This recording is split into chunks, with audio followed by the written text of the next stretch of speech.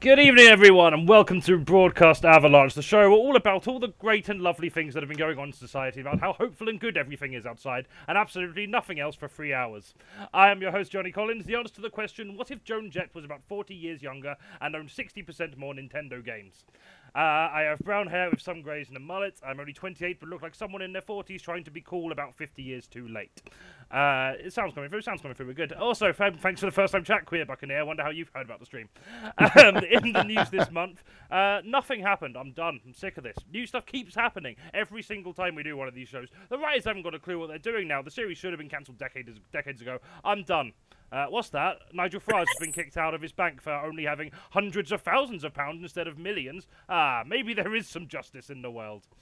In other news, the Public Order Act 2023 has come into effect in England and Wales, giving police even greater powers to move environmental protesters who disrupt transport routes, which means the Tories are investing more money and power into stopping protesters from disrupting public transport than making sure public transport actually works. Nice one. Good focus there. Co-op Funeral Care have announced that resumation will be made available for funerals in the UK later this year. Resumation, if you don't know, is a greener method of breaking down human remains, an alternative to burial and whatever. I've forgotten the other thing. Cremation, that one. Breaking down human remains and using water and using water and potassium hydroxide, basically turning you into a forbidden soup. I'll die the way I lived, concerningly close to tins of tomato soup at all times. Who wrote this? The Metropolitan Police is reopening investigation into a lockdown party held in December 2020. They're treating this very seriously, as if it transpires the government has actually been more corrupt than the Metropolitan Police. They clearly haven't been hitting their targets.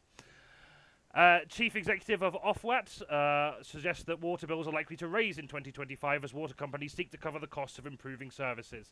What? You mean I have to pay more for less sewage in my water? Shouldn't that just be a baseline requirement for water? I'm so glad our water is privately owned. Wouldn't want publicly owned feces in the stuff that I drink. At least if it's private, I know where the shit's coming from.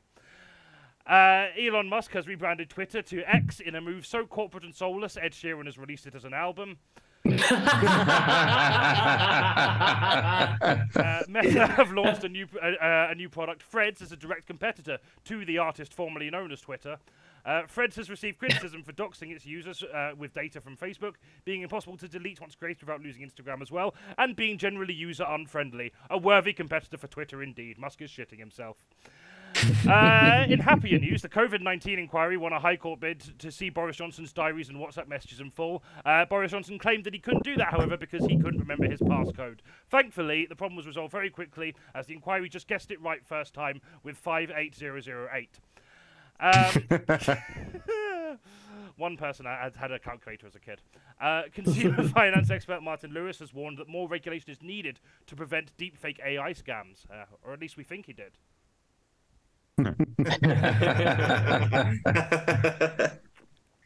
UK house prices have fallen in the fastest rate since 2011, which even means we need another Olympics or Coney campaign to recover.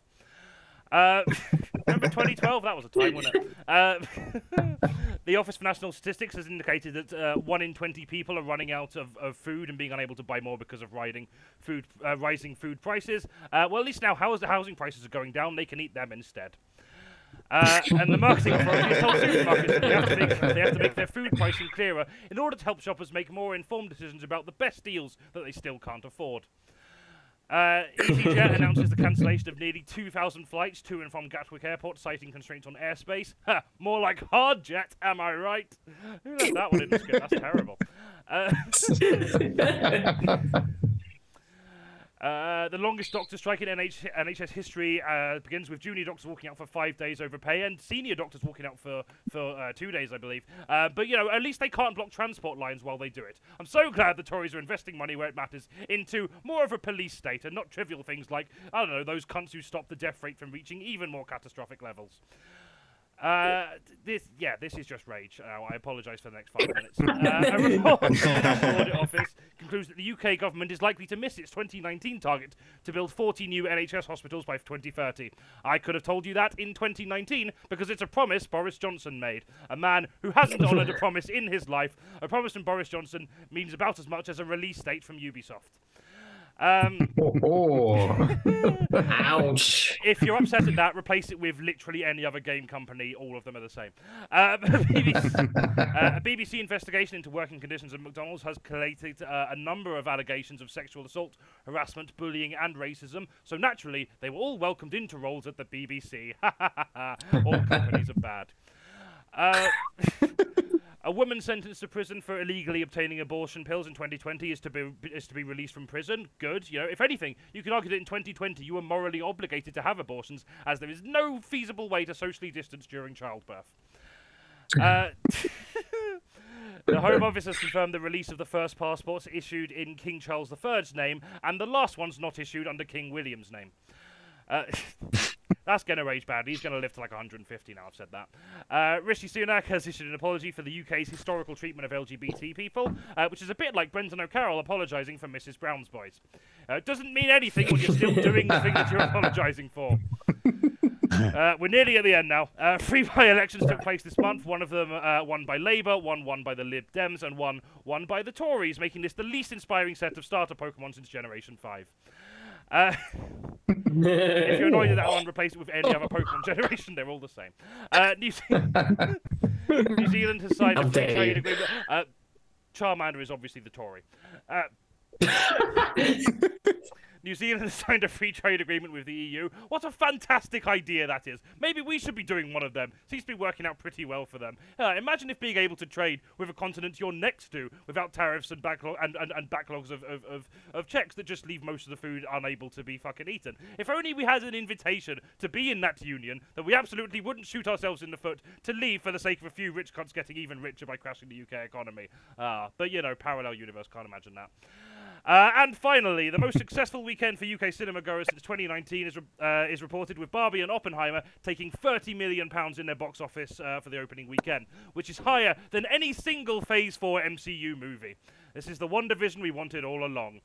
But speaking of things that are better than any Phase 4 MCU movie, let's meet our team captains for this evening. Joining us today, we have Eddie French and ELIOTT Simpson. Hello. Hello. On Eddie's team tonight, we are joined by Eden MW and Edward ROWORTH. Hello. Hello.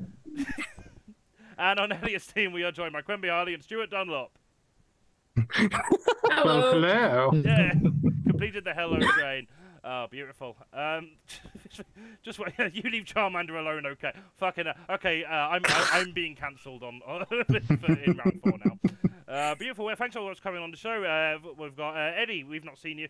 I don't know when we last saw you, but it's nice to have you here. How are you doing? I'm okay. Thank you ever so much. It was very nice to be asked along.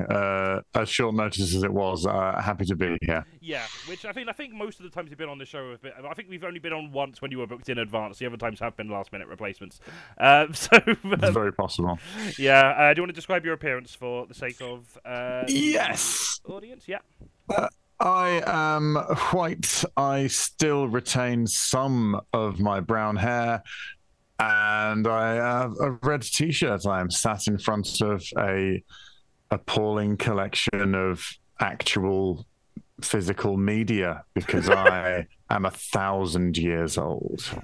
I mean, to be fair, I've got that just literally just off camera, so I can pretend to still be cool. I mean, like at least 2 of those bands in like the last 3 months have turned out to be sex pests. So I'm just gonna pretend that's the reason why. Yes. Yep. Well, the A section of my CDs are a little lighter than they was last week,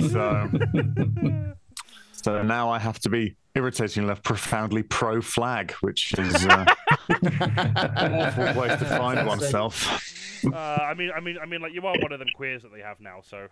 I know, one that refuses flags at all costs, but because I can't remember which one is the one I'm supposed to. It's just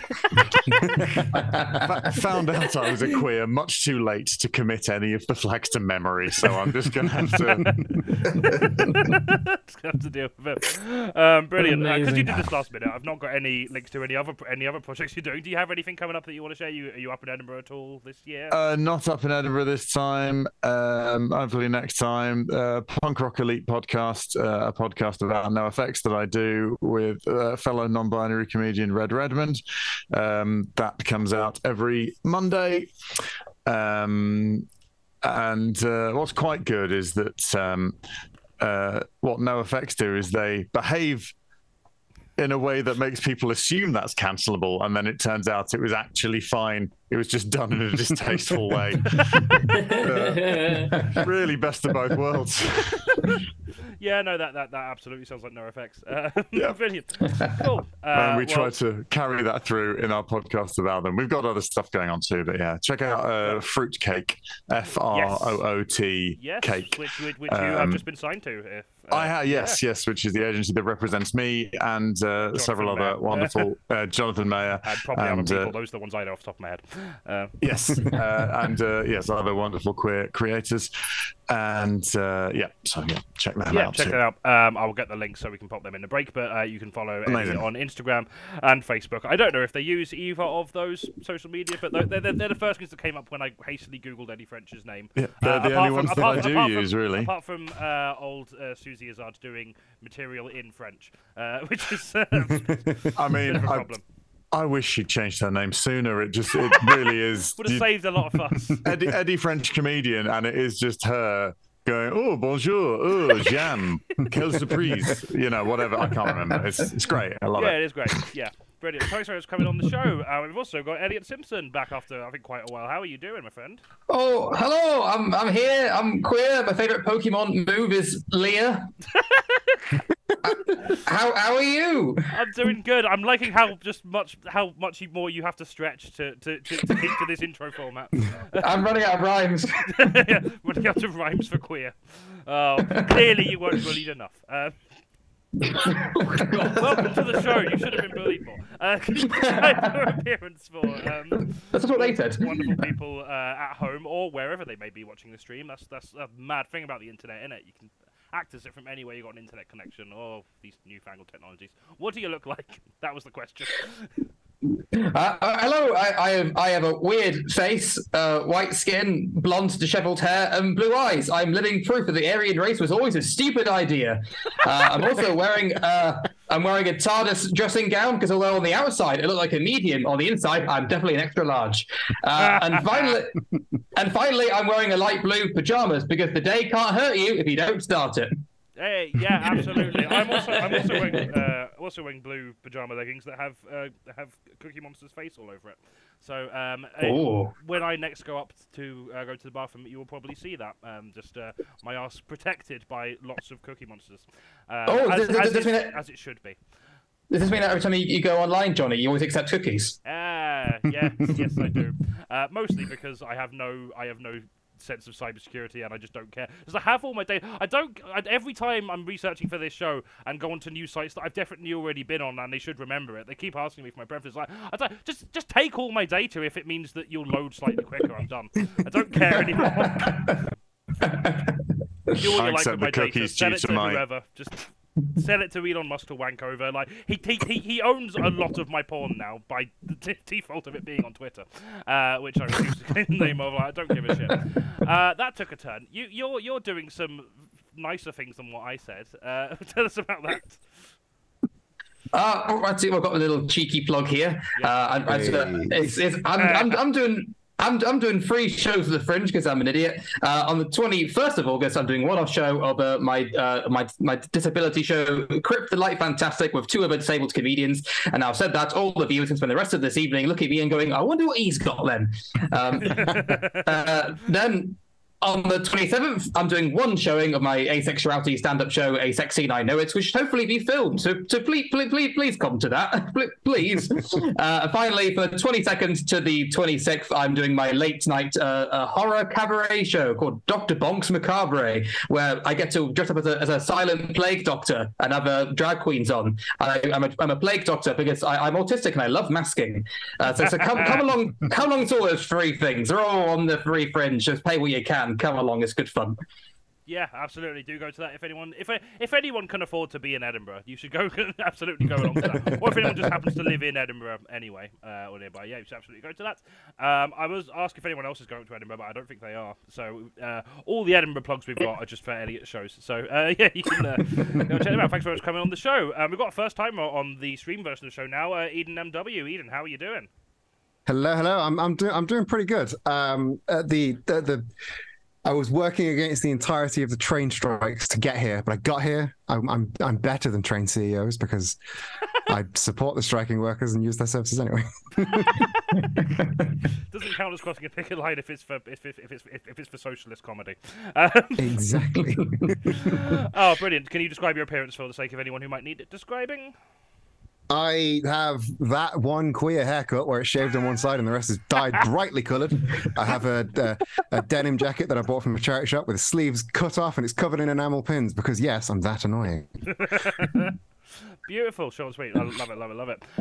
Now, I've not put your socials in the chat, but you stream fairly regularly yourself. You've also got a really good YouTube channel, and I don't know if you upload to it much, but you've got some good videos in there that I've seen. The Bob's Burgers one is a favourite. To tell us about any projects or anything you've got coming up you want to direct people towards? Yes, my Twitch is probably the big one. I'm in the chat. Hello, that's me. Twitch.tv/QueerBuccaneer. Every week I do a stupid stream called Wrestling is Silly. It's like what if a wrestling show but was absolute fucking nonsense. Like, for example, our world champion is Colonel Sanders, and Garfield is a eldritch abomination currently in a feud with Pepsi Man. If that sounds like it's up your alley, come and watch it, and if it doesn't, come and watch it anyway. It will be up your alley. Other than that, if you want to see me live, yes, it will be up your alley. If you want to come and see me live, I will be at the Blizzard Pride special next month in August. Will, yes. Not sure if that's been announced yet, but now it has. It has, yes. I got the command wrong because I forgot that tickets was plural. There we are. But yeah, you can book tickets to both that and our August show with headliner Laura Monmouth on the 14th as well. Tickets are available there. The tickets for the Pride show, all proceeds from that are going to Sparkle, the National Transgender Charity, who are heavily based in Manchester and heavily based in Manchester. Oh, that was terrible. Yeah, they are really good beans. So absolutely, very happy to support them. And yeah, if you're going to that, any money you give us will be going straight to them. So that's a good way to do it. And we've got too many. Every queer comedian that isn't in Edinburgh is on that. Is on that lineup. So we're going to be doing like a minute and a half each. It's going to be chaotic. It'll be fun. Awesome. Yeah, thanks very much for coming on the show. Eden's socials are all in the chat. And yeah, Twitch, you can just follow them there. They are in the chat as well. So do go give them a follow. If you've watched Blizzard streams regularly, you probably have ended up there because we've raided them a few times as well. And yeah, also good stuff. And we've also got QUENBY HARLEY. QUENBY, how are you doing, my friend? Hello, I'm QUENBY. I am here instead of napping, which is a bit of a change for my general lifestyle choices at the moment. Hi, it's been a while. Yeah, it's been a while. You didn't even try to rhyme. That's how napping you were. Yeah, no. To rhyme, I don't write poetry that rhymes very often. So I'll work on something during the break if you want. No, I will spare you. You sound like you might just disintegrate into a million pieces if you have to do any work. So that's fine. But if you could describe your appearance for everyone here, that'd be great. Oh yeah. So I answer the question: what if you rolled a boiled egg in some hair and put glasses on it? I have a very round face. I have stubble on the top and stubble on the bottom, and have some headphones and glasses on. And yeah, that's me. Hello. Beautiful stuff. Yeah, well, thanks very much for coming on the show. You said before we went live that you have basically not been up to anything because you've been up to personal life stuff. But if you've got anything you want to celebrate or plug or whatever, you can do that now. Yeah, I mean, I've spent the last year house hunting, job hunting, and then planning a fucking wedding. So I'm here to plug the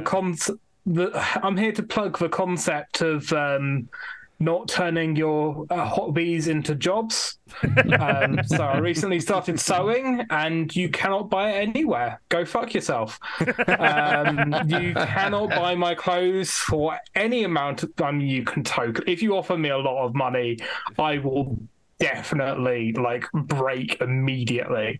But like, nobody's gonna actually offer me enough money, but I'm like, that would be stupid not to. So I'm gonna say I have principles, and no, I'm just doing this for myself and my loved ones. And if you want me to make some clothes for you, you better be, I don't know, you better just start dating me or something. I mean, like, that would be cheaper than just offering you money. True. Yeah. I mean, like, I've never been on a date with you. I'm just assuming you're a very cheap date, yeah?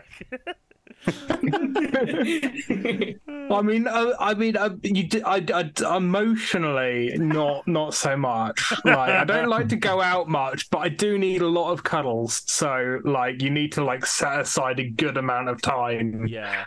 If you want to seduce me. Yeah. And like, you can't really sew during cuddle, so you have to really kind of manage your time properly with that. Like, what the best like amount of cuddling to time they can spend sewing ratio. This has gone way off topic. Yeah. But yeah, I put QUENBY's. I'm not saying the new name of the website on in the chat. I'll put the website in there and actually add that for the break as well, because I forgot. I don't even know if you still use the website, but it exists, so you can have a look on there. I'm on Instagram. You're on Instagram. It's the same handle on Instagram. I don't know why that didn't come up on Google then. Weird. I will just I'll put that in the chat as well. Instagram is slightly not as bad. I mean, like, it's just as bad a billionaire, but not as just loud. Works better. So yeah, he more keeps himself to himself for the most part, unless he's being challenged to a cage fight. Apparently, that was last. He month. just rigs elections and leaves me to use my feed as I'm used to. Exactly, and that's what everyone wants from a dom. Right, we're gonna move on. Thanks very much for coming on the show, QUENBY. We're also joined by another favourite of the show, Ed ROWORTH. How are you doing? I'm doing okay. Good. Also joined very last minute, so thanks very much for agreeing to do this show. Do you want to describe your You're welcome. Your appearance for the sake of the stream? Yeah, like light tied back hair. I suppose that's basically me, but I'm standing in front of a view over Ullswater from Gowbarrow Fell, and in the distance you can see Cordale Moor just among the clouds. Place Fell's quite prominent. You got the head of Ullswater, an azure reflection of the sky. Then you've got Red Screes, and then you got St Sunday Berks, then St Sunday's Crag out towards Fairfield, and then you can see the dip of Grisdale, behind which you can see Seat Sandal. And then from there, you've got the Helvellyn range. So you've got Dollywagon Pike, High Pike, Nethermost Pike, Helvellyn. You've got Catsley Camp just in front. Helvellyn itself followed by Lower Man, and then the ridge out towards Whiteside. And of course, in front of it, you got Birkhouse Moor, which of course leads to Striding Edge. You got the edge of Sheffield Pike. And of course, I'm on the bit I'm actually on is Gowbarrow Fell, which... and then, of course, you got...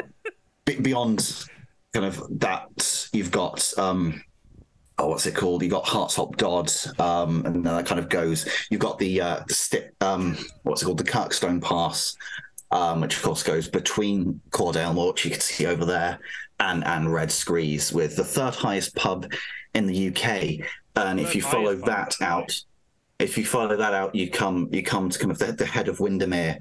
Which is the Kirkstone Pass, famous fell walker Wainwright used as the break between the Eastern Fells and the Far Eastern Fells. So the Eastern Fells, of course, is mostly dominated by the Helvellyn range, whereas the Far Eastern Fells, that's mostly the High Street range. And then, of course, the other side of the Helvellyn range, you have Thirlmere, which separates the Helvellyn range from what Wainwright described as being the Central Fells, mostly dominated by the High Rays and other stuff. He didn't. The central fell's quite lower than a lot of the fells around it, so you can't actually see too much. But they're so central that of course, what you can see is a lot of the famous. And of course, that includes a lot of the famous areas like the Langdale Pikes, which if you've ever come in from the kind of the south, you'll know the views. South of the Langdale Pikes, you have the southern fells, would you believe, dominated, of course, by Coniston Old Man, and of course the highest mountain in England. Which is of course Scafell Pike, very close to the second highest mountain in England, which is Scafell, and then, of course, west of that, none of this you can actually see in the picture, by the way. It's going to cover the whole of the country. Yeah. Will there be a test later? Yeah, these guys are taking notes. I'm making notes. Yeah. I'm just making sure. You've got obviously you've got the kind of Great Gable range. And north of that, the Northwest Fell, like differently from the others, is mostly on a bedrock of slate, which makes their character quite different from the rest of the fells. And yeah, interesting. Like with the other, so I've talked about High Street now, and they're all like right at what's the word? That's not the right word. A load of like ridges come together, but actually, Eel Crag, which is that, but for the northwestern fells, isn't the highest point of those ridges. It's actually Grasmore, which is. Can I just? Our Moobot decided that moment to just also put a this is how you can give us money post in the Twitch chat. Give us money and he'll start. No, yeah, I am actually going to stop here because we already started late and overrunning. But yeah, I'm impressed at how far you carried that on. That's beautiful. I don't know. I was going to ask you what you've been up to, but it's just that, I assume. Yeah, I live a very lonely and empty life. There's nothing else beyond showing up late, reading Wikipedia articles about mountains I've not yet been on. So, like, you found out you were doing this stream yesterday, and rather than doing any prep for the actual show, you just started reading up about. I've done very little preparation for this show. I can hardly remember what magazine I am in the round. What's the name of the magazine? Johnny again, hiring only the professionals. Incredibly dedicated in entirely wrong fields. Well, you can follow Ed's Twitter on the link I put in there. I don't know if you post on there very often, but if you can do that. I don't. I'm mostly posting for a friend's Italo Calvino and the Italian Authors podcast. So if you want reviews of an Italian author's book, he's probably most famous for If on a Winter's Night, a Traveller, but Cosmic Comic is also very famous. Very good. Very good. I quite like. Fish face just going to take the mouse look at their phones while everyone proceeds to talk. Oh, brilliant! Full on. Invisible Cities. That's one of his. And that is. I can't believe we actually managed to get Colin Robinson on the stream. Brilliant. Last but not least, we've got Stuart Dunlop returning. How are you doing, Stuart? I'm doing well. For the 5 or 6 people that are still here after Ed's lecture, I am here. I've been good. Fast forward the live stream. Yes, I am also here. Glad you saved me till last, Johnny. I'm doing well. Much detail in your image description as hell. Yes, well, I did take some notes. By notes, I mean I drew Ed walking on water, specifically the North Sea, and there's a surprise fish and a shooting star. So that was my contribution. But no, I'm doing fine. I recently moved, and that was hell. But I've come out the other end wanting to do more fun stuff, which is why I didn't bulk away from doing this. So, I didn't run away in fear. I'm here. I'm motivated. I've not got a problem. I'm good. Why did you ask? That didn't rhyme at all. Yeah, I know. Yeah, I was expecting that. You had fear and here so close together, and you didn't use it. We're on the same brain wave. We're on the same wavelength, Elliot. Psychic. Beautiful. I forgot if I asked you to describe your appearance, but do that if you haven't. No, you didn't. Unfortunately for me. So I am cishet white male. I am very lean and slender. I have what can only be described as a knockoff Beatles haircut, and a circle beard that makes me look a little bit like Shaggy from Scooby-Doo is desperately trying to get into the Young Conservatives. For my attire today, I decided to honor the Barbie movie that came out last week by dressing up as probably the most attractive doll in the history of cinema, Chucky. So I'm wearing a blue t-shirt and teal dungarees from Lucy and Yak, which are a brilliant place for excellent dungarees and corduroy. So yeah, and Quenby's got nothing to do with it. There's probably better walking gear available if you want that. And you get them at Gothela Pike. Now you've got an exciting announcement to make, which you've uploaded like as we were starting the show. To tell us Oh about, God. Yes, and I want to be on stream and say to everybody involved in the stream, I am so sorry for the panic that was caused about half an hour before the stream started. Yes, so these podcast series that I am the creator and writer of, Keo and Maxi's Adventures in Everything, is back after a hiatus. Pretty much since the last time I was on Blizzard. The latest episode, The Stars My Everything, has been released pretty much about 20 minutes ago. It has been uploaded onto Spotify. So if you have a chance, go to Keo and Maxi's Adventures and Everything. It's kind of Hitchhiker's Guide to the Galaxy filtered through a kind of weird Dr. Seussian world. And the latest episode involves star people and one of the main characters becoming a constellation. Yeah, just loads of good fun. And yeah, you can get it on Spotify and SoundCloud hopefully later if you're not a fan of, the Joe Rogan worshippers. Beautiful. Yeah, no, definitely go check that out. That's fun. And also I put a link to the Alternative Cobra meeting Facebook page as well. Yes, I will just quickly say yes.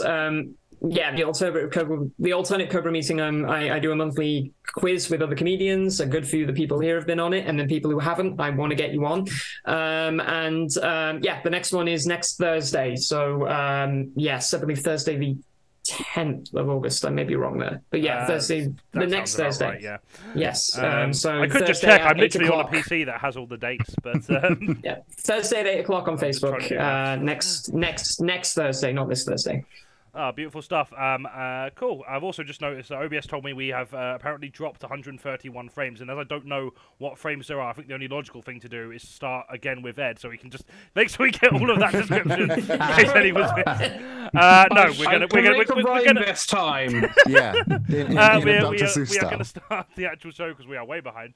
Our first round is fake news. Each team will be given 3 headlines, one of which I've carelessly made up, and 2 of which were probably equally as carelessly reported on, but probably true. I don't know. I didn't leave enough time to fact check. Teams will just have to trust that they might be true.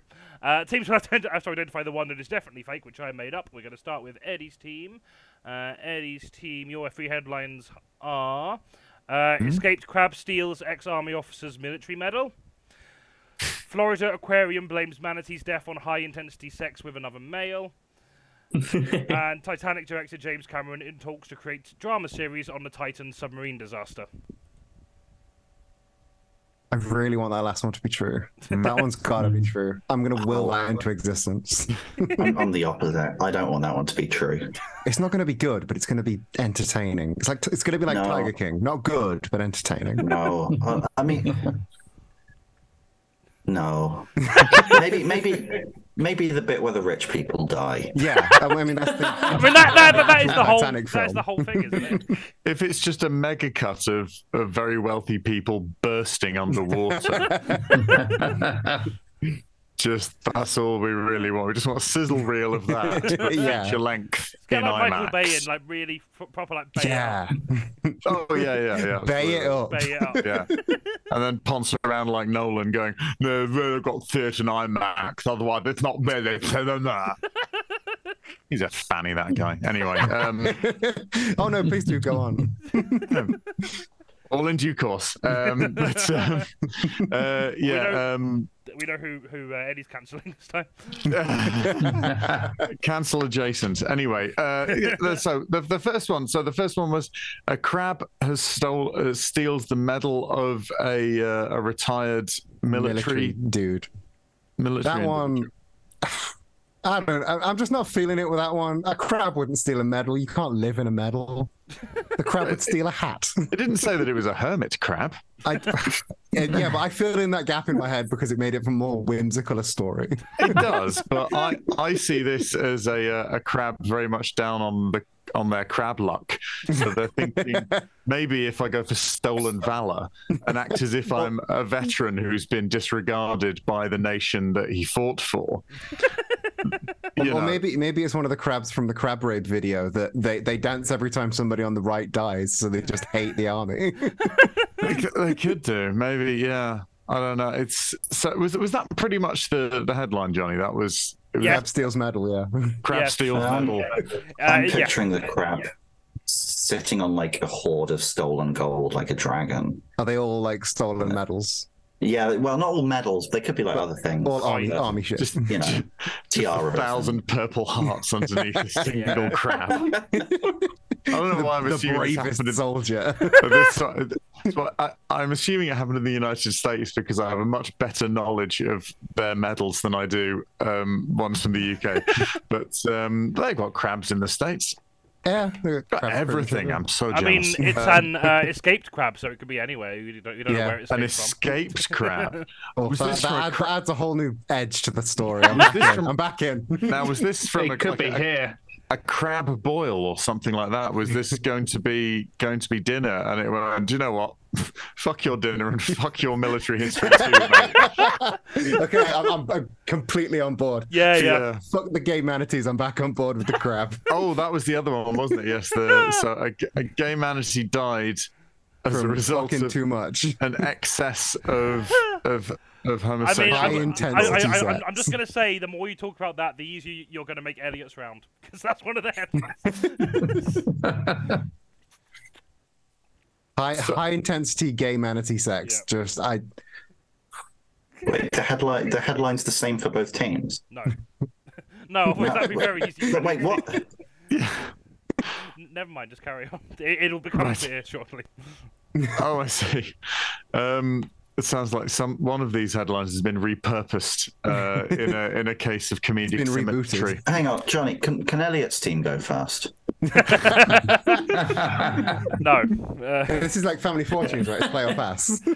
I reckon we can get this. I mean, I like the idea of manatees just going hell for leather at one another to the point. Also, the fact that it's high intensity, suggesting there's some sort of workout aerobic quality to it. Well, maybe that's it. Like, sometimes Johnny does these rounds by just like changing one of the adjectives. So maybe it's actually low intensity. It's in the real headline. They casu fucked themselves to death. That's exactly what I'm suggesting. That's why it's headline worthy. That would be, yeah. I think it's the way I want to go. Just extremely mediocre casual sex. The way I lived. I think publicly acknowledging talks to make what would be a massive blockbuster film about a very recent, I'm going to use the word tragedy, even though I don't agree with it, but like a real unpleasant thing that happened is unlikely. I don't think they'd talk about it now. I think that may one day be a headline, but maybe not so soon. The curveball in it for me is James Cameron's making a drama series. No, that dude does films. Can't catch me out with this. I see. He wouldn't pick up a serial. Gonna have to wake up pretty early in the morning to get that past me. To back your point up, I heard James Cameron and immediately assumed motion picture. Exactly. So should we go with that one then? Just because I want the other two to be real. you know, I like there be. I feel sad that there's a manatee couple that are now separated through death, but hey, what a death! So yeah, what a way to go. Bad.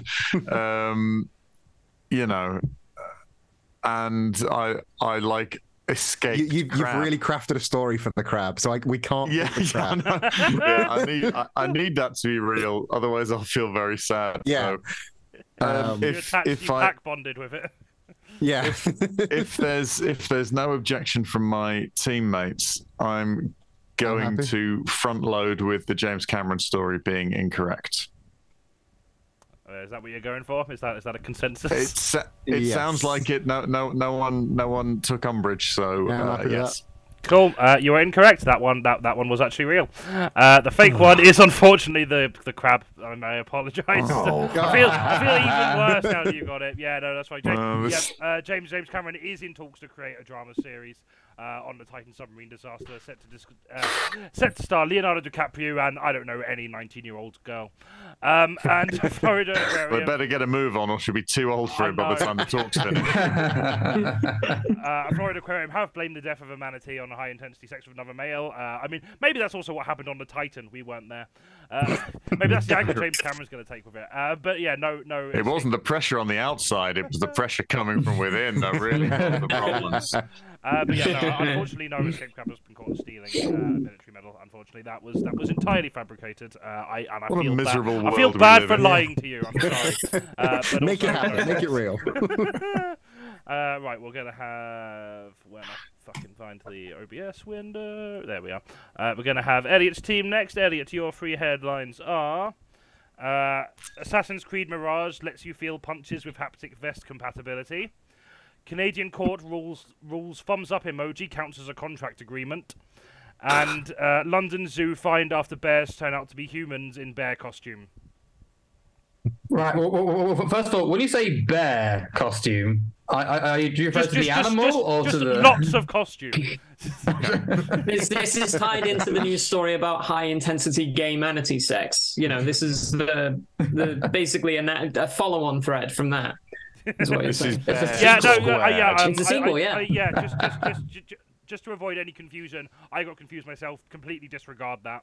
I misread one of the headlines I had as one of the ones for the other team, and I forgot that I'd given Eddie's team the manatee one. So I just got confused. Like, why are they even talking about this? That's a real headline. What the fuck? So yeah, apologies for any confusion. That was just me being a fucking dingus. Oh no, that's fine. Right. Well, I don't know whether James Cameron is directing the submarine drama, but given how slow this is going, I'm pretty sure Christopher Nolan is directing this stream. Goodness me. Right. Let's just crack on, peeps. Crack on the QUENBY or QUART. I haven't picked a name for you two yet. I like QUART, but we'll go with that. Well, there's annoying things. I played this game enough times so that Johnny is a sneaky little silly sausage and does love to have things that is more or less true but changes one adjective. Or the thing that you want to be true the most tends to be the fake one.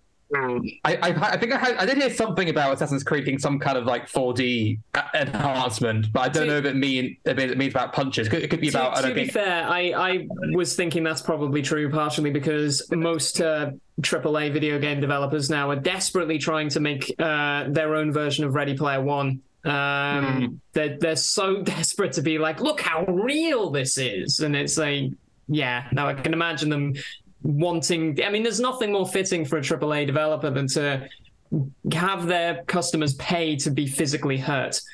That's pretty much the definition of what they do. So yeah, no, I wouldn't be surprised if that was a case. As a linguist, I have very mixed feelings about the Canadian court giving an emoji as a thumbs up. As someone whose literal day job is language based. I can see it though. I can kind of see it being like, you know, you're like a verbal contract or whatever, like a contract in a message, and like someone's like, "Oh, so you're happy to pay this rate for this thing?" And like someone sends a thumbs up.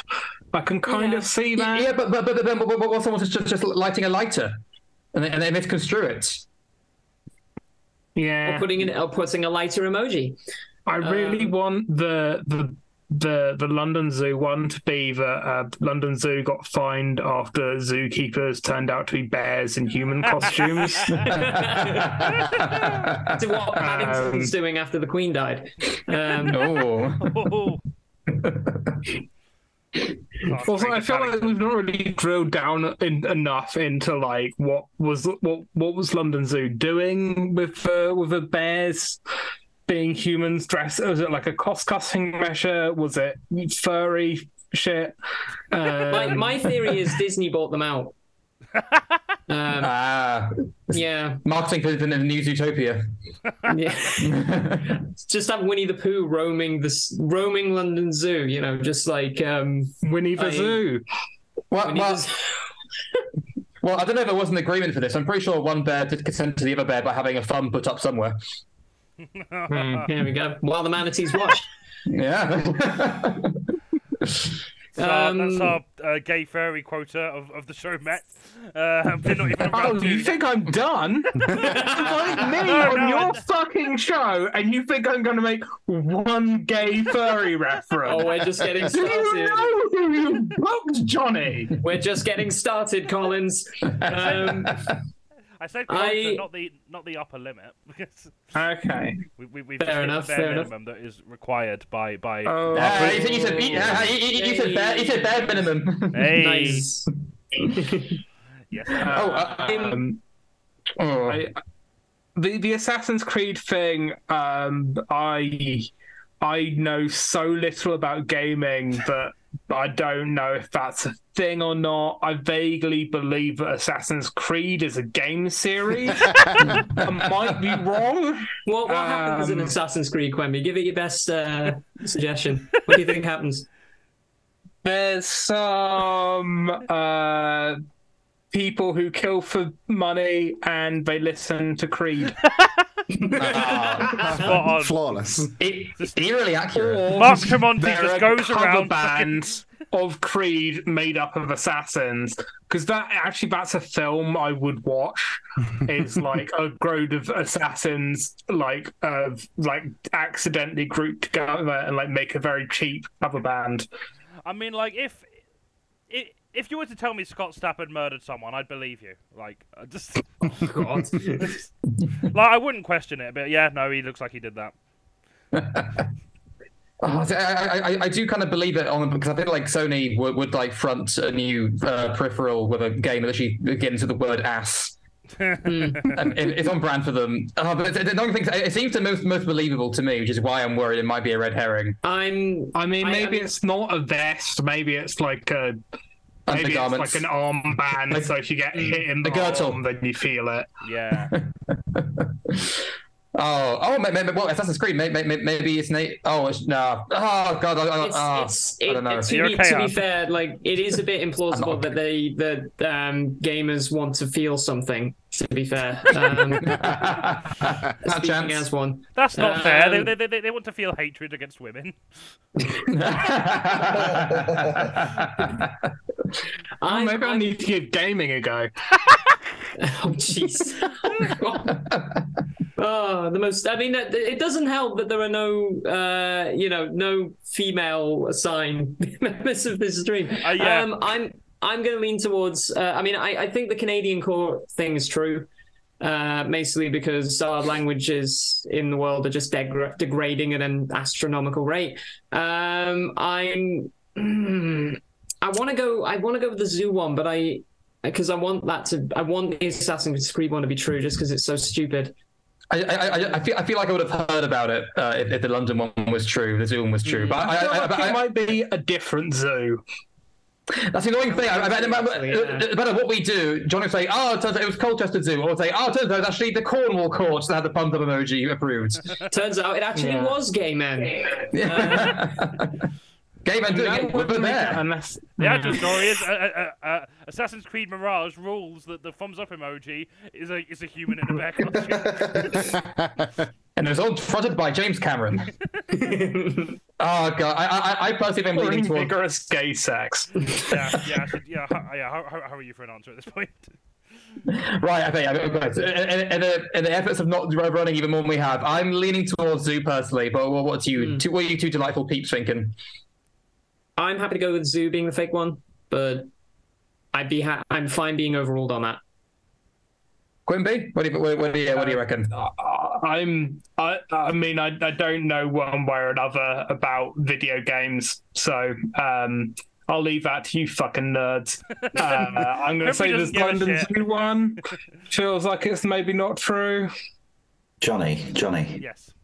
Is the crab one fake? Yes,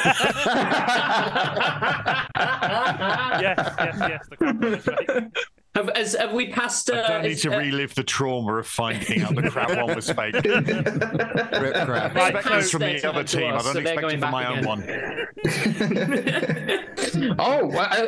It's realised but Jonny has said that the last one, they'll find it to turn out humans in bear costume singular, not plural. Was it two guys in one costume like a pantomime horse? I mean, bears are pretty big. Okay. Can you at least confirm to us, Jonny, whether that was a typo or not, or that actually is generally the way the story is? I mean, I wouldn't know if I didn't write it, so I can't tell you. Damn it! But you're going for London Zoo. Zoo Maybe it's like two little kids in a trench coat of like two humans in one bear costume. Right. Oh, well, yeah. In the efforts of getting on with it, I'm happy to go with Zoo, even though I'm pretty sure it's wrong. It will be no matter what. But if you two happy with that, let's fucking do it. I've not been happy in years. You're correct. Zoo is the fake one. Yeah, thank God. You got it right. Yep. Assassin's Creed Mirage does have haptic feedback compatibility. So you can really feel the undercooked plot and broken mechanics laughing at your a Canadian court has set precedent that a thumbs up emoji is contractually binding, to the dismay of sarcastic pricks everywhere. But no, London Zoo has not been fined for having fake bears. I was going to have a joke here about there was actually the people that were bears in people costume, but QUENBY beat me to it, so you don't get a punchline for that. You can't beat the furry master. Yeah, you were actually right. It is a different zoo, but they haven't. But they have only been accused of the bears being people in bear costumes, and they have denied it. But like, I mean, you would deny it if someone accused you of that. So I'm just saying, don't want to start a conspiracy or anything. Bears directly deny it, or was there a smoke person? Yeah, the bears were like, no, we are not. Bears are not affiliated with any wrongdoing. I want to know how you would record on your CV like the years you spent as a bear. Impersonator working at the zoo. Character act. What kind of transferable skills would that bring, do you think? I'm able to catch salmon, single port. Amazing at stealing honey. I know where to find picnicker baskets. Yeah. Right, at the end of that round... and I know what the ranger won't like. Sorry. Eddie's team I mean, how do you even get into and that? also Someone says that the crab wasn't real, and Eddie's team are on 3 points. So yeah, that's where we are. Hey. Our next round is called propaganda. It's like a cool double bluff, making you think that it's not actually propaganda, because if it was, we wouldn't call it propaganda. But it actually is. Ooh, spooky. This round is each guest going to play the editor of a different news or special interest publication and tell us how they're reporting on some of the headlines of the month. So we have got Eddie, who is the editor for Ring magazine, which is boxing, MMA, and kickboxing, not any other kind of ring. QUENBY is the editor of GB News. Ed is the editor for the Indeed's career advice blog. Stuart is the editor for Forbes, and Eden is the editor for Magic Scene magazine. Magic Scene, get it? Oh yeah, I just got that one. That was and ELIOTT is the editor for Nintendo Power. I think I forgot to write it down. That's right. Yeah, and Nintendo Power. I was right. yes. It's me, Chris Pratt. Chris Pratt doesn't have that accent. It's me, Chris Pratt from Pit. Yeah, Ed, go on. Yeah, I'm just going to say, as the Indeed career advice magazine, if you do a really good job pretending to be an editor of one of these magazines, who knows what careers might open up. Brilliant. Right, so I'm going to read out some headlines and just come in with what your publication would report that as. So the first headline is, "The universe has sped up to an extreme level, scientists confirm." Lads, they're onto us. 1% deny any responsibility for inflation of known reality. Just remember. You can go first if you like, Elliot. Universe discovered to actually just be a hidden corner of the map in Tears of the Kingdom. Just remember, when you're going for that job that you really want, that's going to make you really happy for the rest of your life, that you're just a small part of a huge universe that will not miss you when you're gone. Look what happens when Europe doesn't hold us back. Concerns about increased speeds lead us to remind you that cardio kills games. Who the fuck are these scientists anyway? Who are these experts? Fuck them! Okay, any more for that one? Nope, cool. Next one. Machine Gun Kelly makes a fan's dream come true by punching him in the face. Machine Gun Kelly joins Smash Brothers, his latest Fire Emblem match.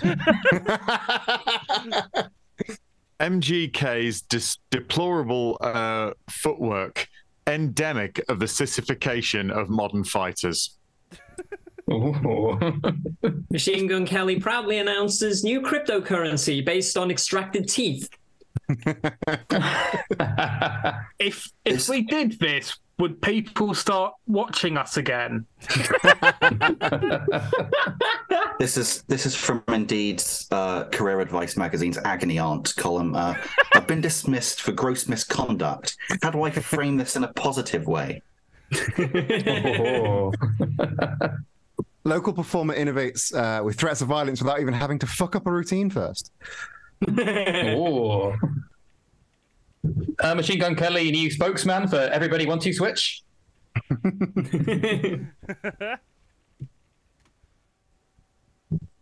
Any more for that one? Okay. The fan embodies the Brexit spirit. Okay, next one. Twitter sends letter threatening to sue Meta over new rival Threads app. Fight. New study reveals lawyers still making billions from doing fuck all. Stage is now perfectly set to see the return of Miiverse. I remember when people sent us letters.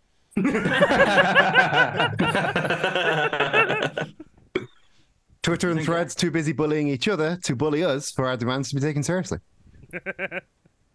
Elon Musk proposes new currency system. Every word you write, every angry word you write produces an extra piece of cryptocurrency for him. I balls that one up, sorry. You don't get any of that drama on our website.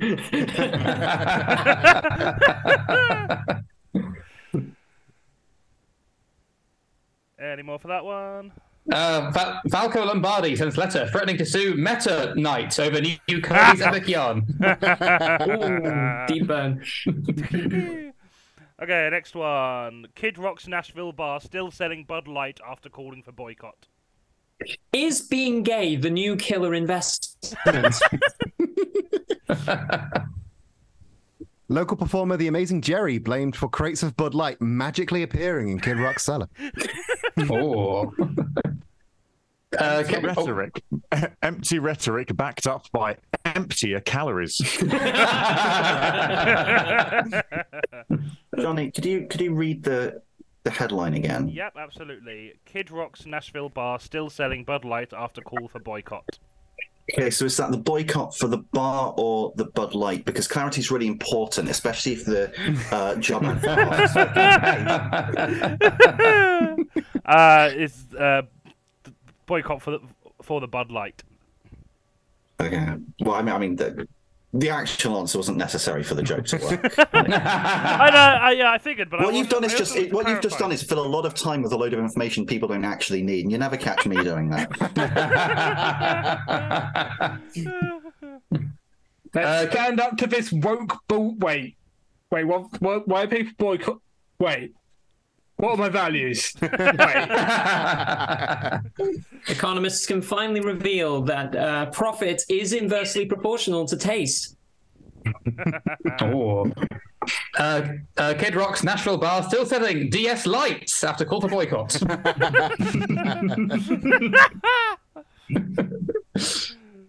Okay. Don't sell British ale. Oh. Trans icon Birdo still not banned from Nashville bar. Also, Bridget from Guilty Gear. Oh, yeah. That's SNK. That's not Nintendo. Fake fan. Any more for that one? Nashville bar still. Go on. Nashville bar still selling Bud Light after surprise resurgence of love for Captain Rainbow on the Wii. Hey, nice. Hey. Okay, final one. Boris Johnson can't hand over COVID WhatsApp messages because he has forgotten his old iPhone password. Former Prime Minister attempts torn and restored credibility routine, botches ending. What's up? Go on. Go on, Eddie. Meet 29 boxers who've spent most of their adult lives utterly concussed, who still know their fucking phone passwords. WhatsApp announces stock increase thanks to removal of unnecessary human involvement. Is that why he's not been responding to our call? Have some answers ready for some common interview questions, like describe a time you solved a problem at work. You remember when people sent you messages? What was that, Stuart? Twitter sends letter to WhatsApp threatening to sue for the use of passwords. Boris Johnson not allowed on Miiverse due to Nintendo censorship of cocks.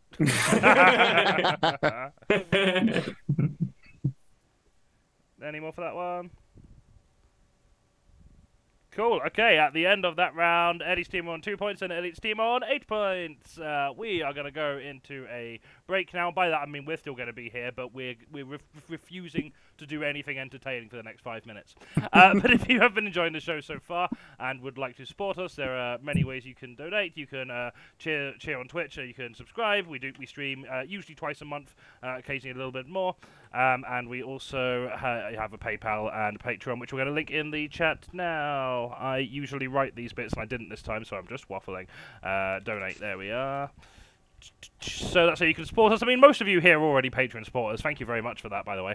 Right, we're going to have read some of your comments. If any of the acts want to go for a toilet break, you can do that now.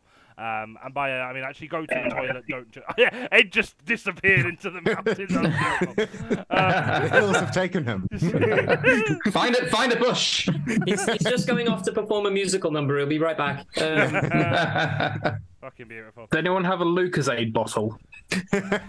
No, I have a flask from the company I work for, which I'm concealing, and I'm going to go and fill that up.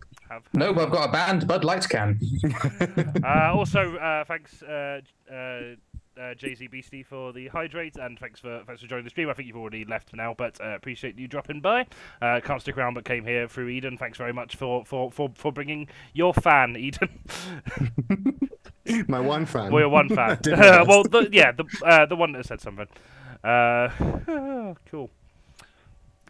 You can get a green screen effect from Ordnance Survey maps. trick they don't tell you on the media courses. No, they don't. This is how people get lost when they're hiking, like they go missing. Yeah. You've just solved all those missing persons cases. The maps just vanished. It's just green screen. You can tell for the next show, you can tell why acts watch the shows on a monthly basis by having one of the fake headlines being comedian Map vanishes. manages to find lost hikers by using map as green screen. Yeah, that'll be the next one. Surely that's not true, and yet we know. And yet.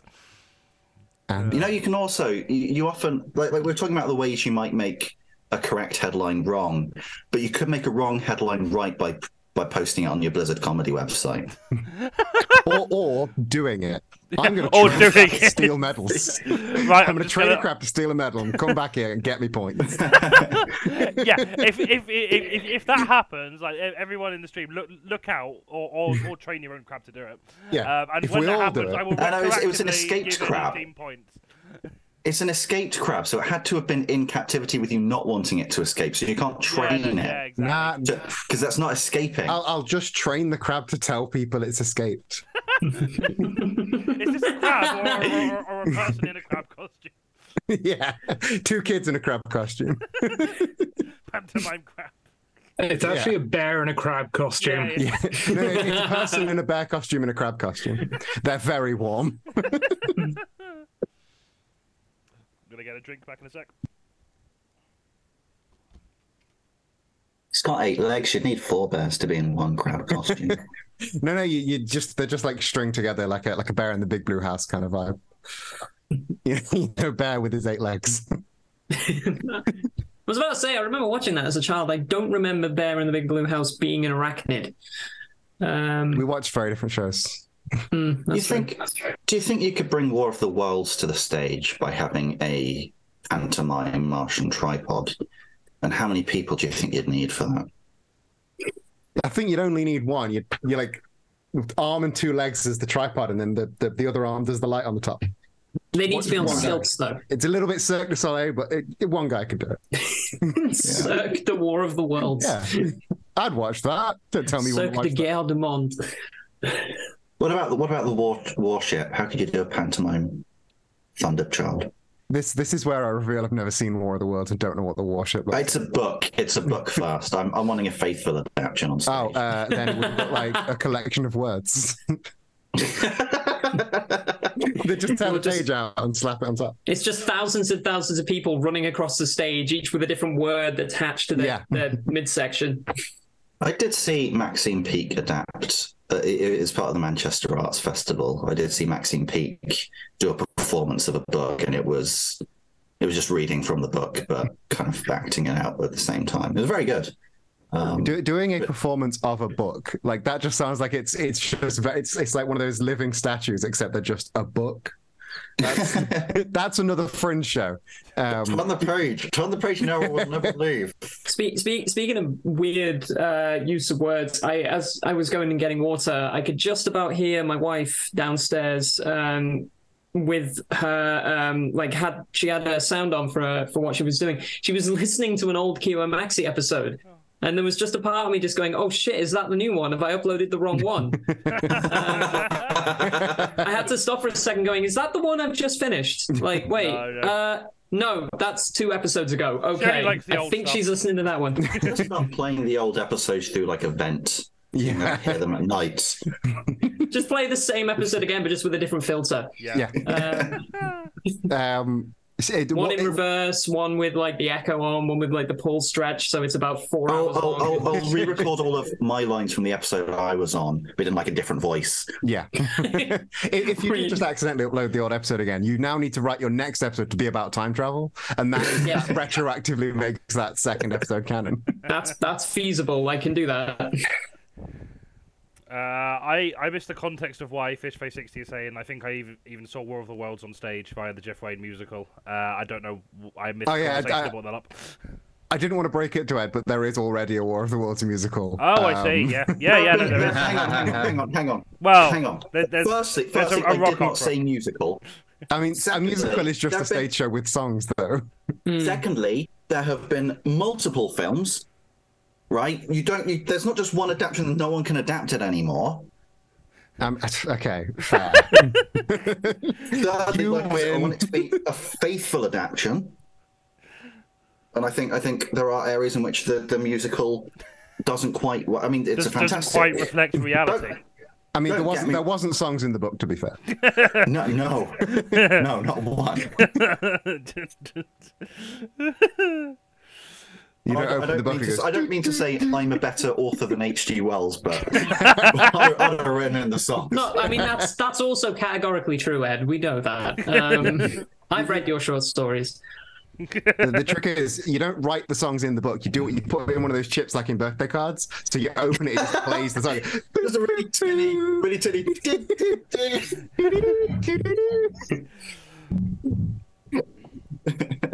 So you like just turn it into a jukebox musical, just picking random pop songs from today.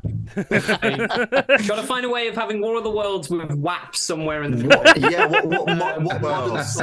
WAP of the worlds. let's get Ben Elton to write it. The chances of anything coming from Mars. And like everything else, it can be put off by a cold. That's a deep cut to the story. To be fair, like I'm a traitor anyway because I prefer the 2012 re-recording that has just inexplicable dubstep bits in it.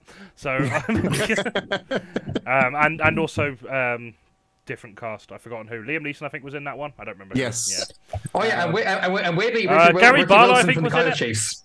Yeah, what was that, Elliot?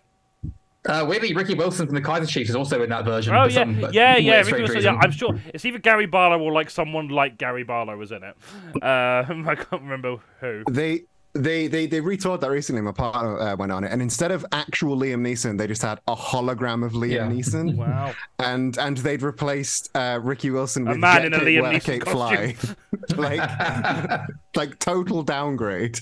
Oh, and Jason Donovan. Jason Donovan, yeah. Jason Donovan, I think, replaced the Gary Barlow role. It just feels like the tribute act.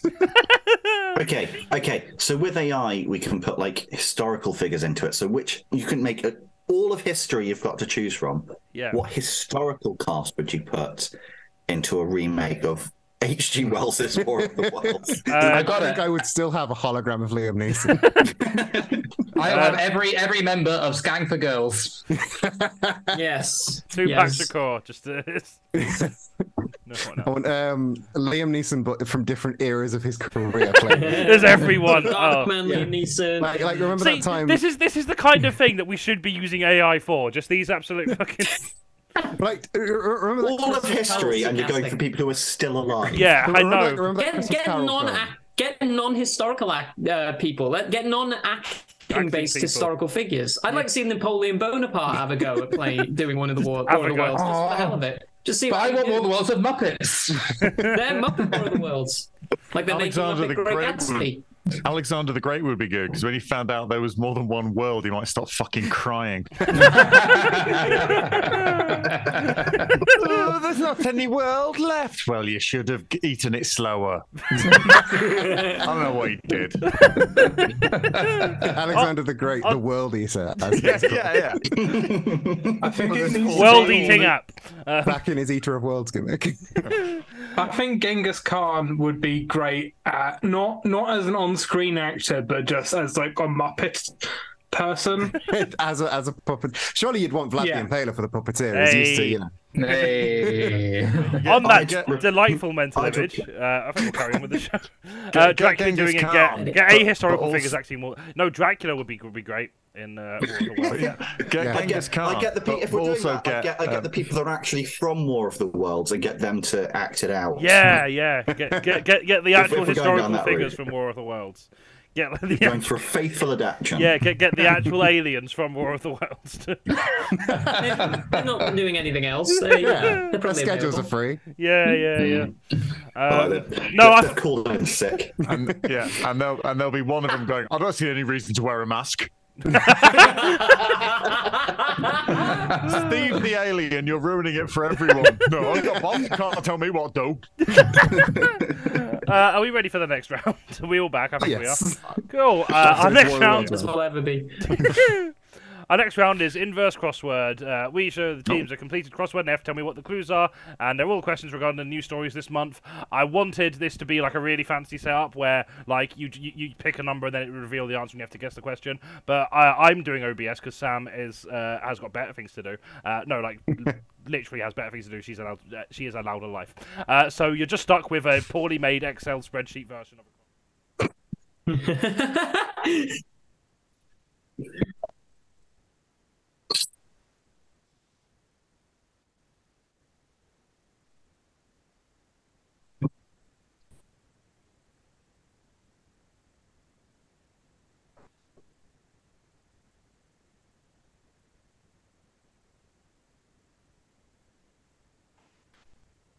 3 down. You watched that weird cassette tape 2 days ago. How long left do you have to live? Oh. I can't remember the clues and the words. Coming up with the clues is the game. That'll be perfect. I'll get one obvious one out of the way. 4 across. How many letters can Elon Musk think of at any one time? Oh. I'm glad these are going in the chat because I felt like a really harassed waiting staff member. just taking an order that just flew into my ears and straight out the other side. Oh, there we go. Okay, 3 you've got the down. numbers, but which direction are they going in? They're all on one. They've all got one direction each. And that's what makes them beautiful. Okay. Okay. I mean, that is how crosswords work, John. How long? I'm just. One across. Johnny's desperately trying to get a side hustle working for Metro. One across. Destination when initial pub is closed. Five. Very good. 5 backwards diagonally, perhaps. Name a food that isn't vegan. It's 3 down. How long I'll be doing 2 down tomorrow? Is 3 down how long Edward could have gone talking about describing the fells?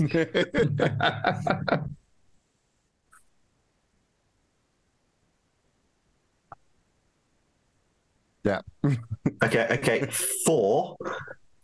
Is it what is 6 less than the number of guides Wainwright wrote about the Lake District?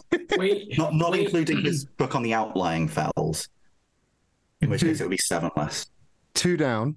Listening to this Patreon exclusive Ed ROWORTH monologue will make you do what?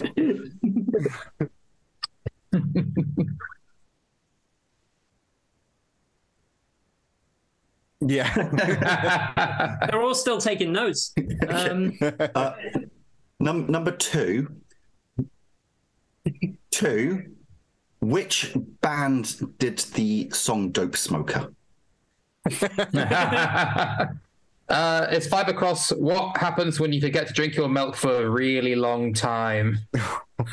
When you forget to drink your milk for 3 down. That's cheese. 1, 2, and 5 a pretty good weekend. Oh, hell yeah. Okay.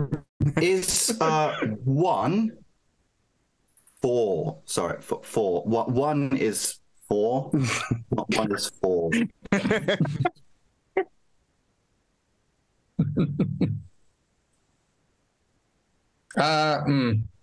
It's 4 across. How many blank spaces are there in 3 down?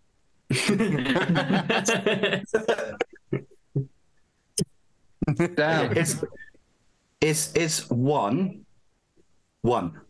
What is colloquial short for barbecue? Is 4 across. Which show makes me want to rip my brain stem out of my own ear? Oh, poor Matt Baker. Yeah. Not that poor. Not that poor. There we go. I feel more sorry for Alex Jones because she can't Google her own name.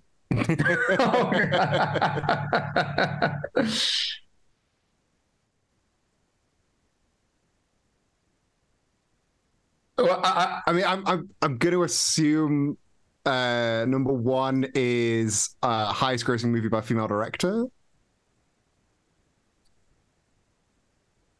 Is it?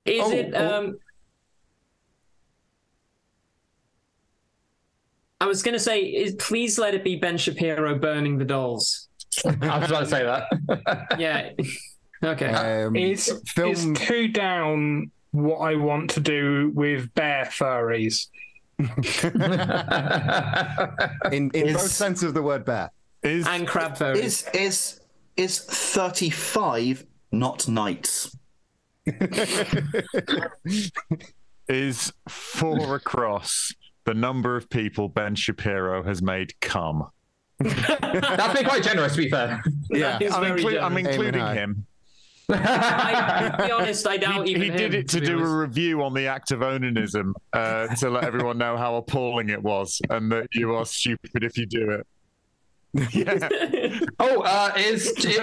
Shapiro destroys this dick.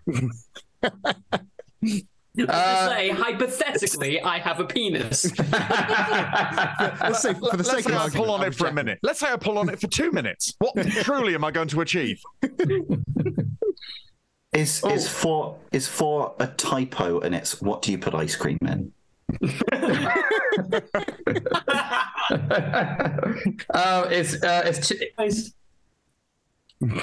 It's 2 down. What did I spend the majority of Oppenheimer doing?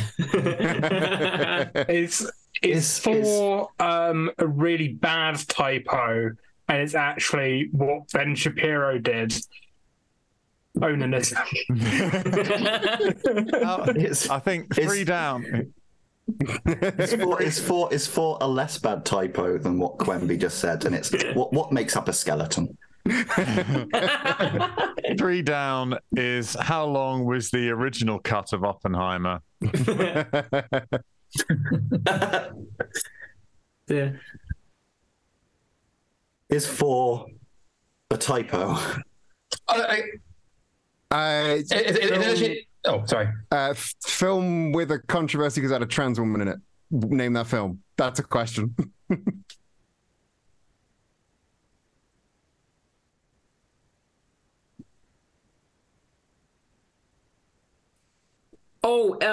It's banned in Vietnam, I believe, or Malaysia for having the disputed South China Sea map of. How is it? Yeah. That weirdly specific map.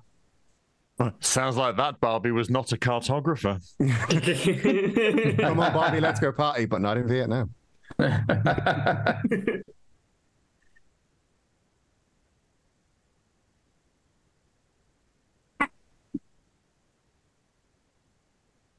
Pokemon What has been released right now. Yeah. What is this panel not getting enough of? What are Pokemon? They're like what if furries, but sometimes less sexy and sometimes more sexy. You can collect them and put them in balls. I tend to do it the other way around. The other way around. I mean, if you want. I was going to say, with Quenby, in Quenby's case, Pokemon Sleep would have to be upgraded to Pokemon Wet Dream. Pokemon Sleep brackets with me.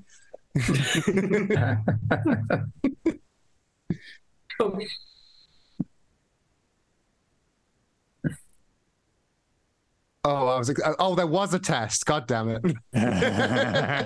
Stu, get up the notes.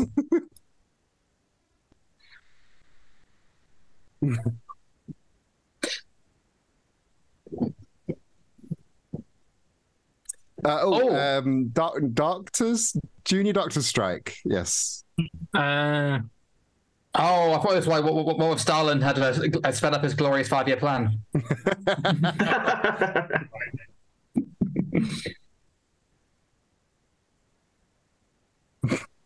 It was also a typo, and it is what is the name of a level in Sonic the Hedgehog? Is it how many tweets can you see on new Twitter before the site crashes? That probably is true, actually. Right. How many letters does Elon Musk know?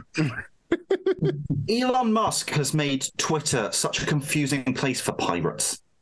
I can attest to that. And pornographic merchants.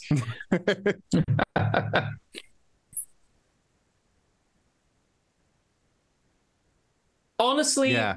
When I first saw it, I genuinely thought it was just a new cryptocurrency that had dropped. I was legitimately like, oh, he's made a cryptocurrency. Of course he fucking has, you know. But unfortunately, there is no treasure buried there. Stop scrolling.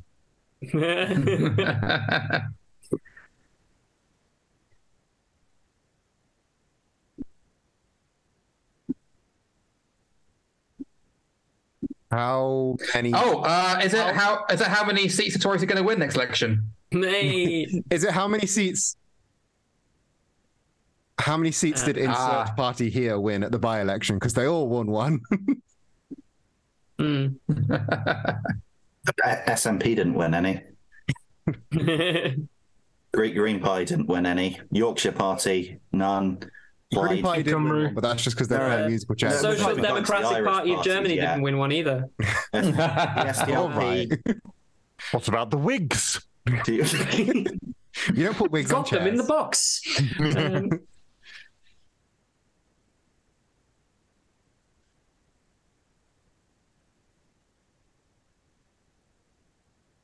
If I'm not getting cheese, something has gone very wrong.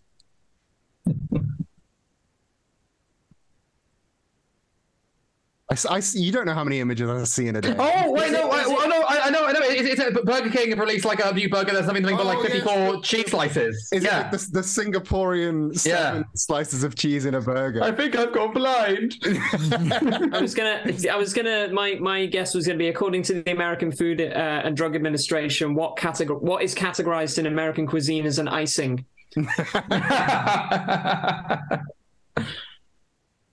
With tomato sauce being a vegetable, that makes pizza a really fucked up cake.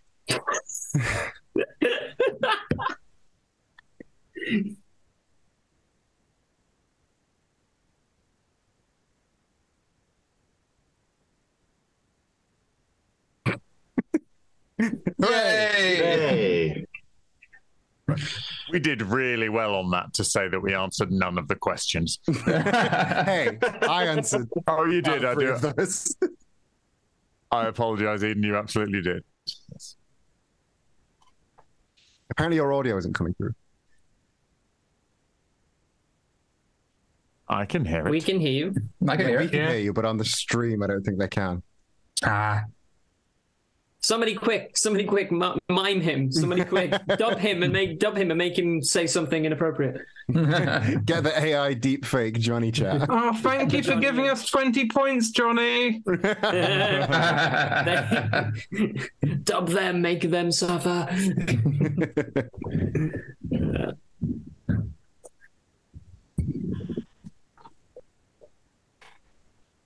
Wow, it turns out Johnny's the only thing we all have in common, and without it, the conversation is just dead. Yeah. But to answer Fishface in the chat, what Johnny has been given us when we get the answers right is lots of fawning praise, That is as what you I've been should doing. do. Okay, I'm back. I think you should be able to hear me now. As Ed, as your room gets darker, more and more of you is becoming green screen. You're just going to be like a pair of eyes. You're being lost to the wild. We really, really have to fix the past, otherwise. Yay! Okay. He's raising himself. Okay.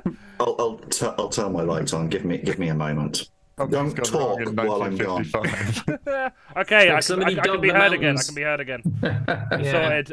You couldn't hear me for that entire round, so it just sounded like you all got the right answers with no help from me. So that was the thing.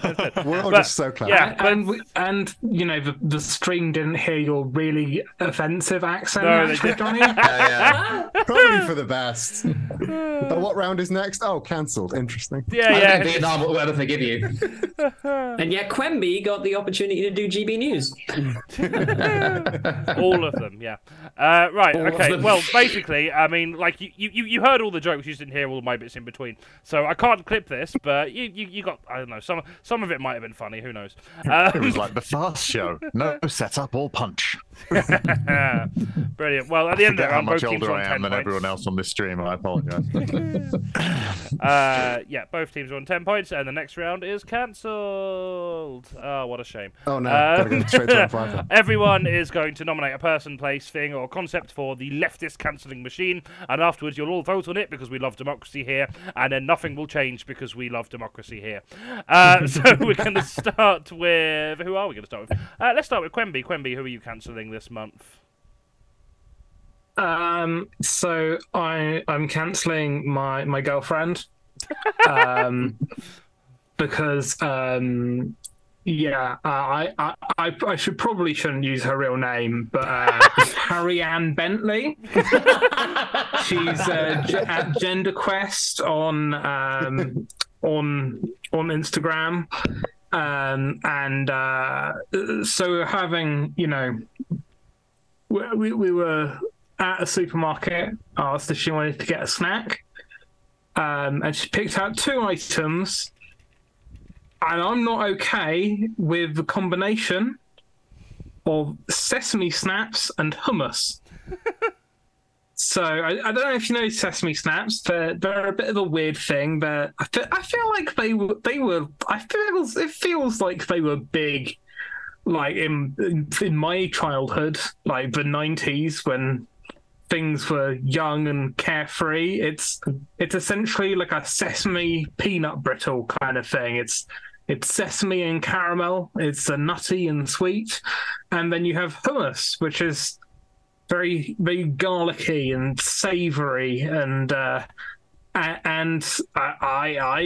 cannot get the image of her dipping sesame snaps in hummus out of my head, and I think that justice must be done, and she should just not be allowed to do that again.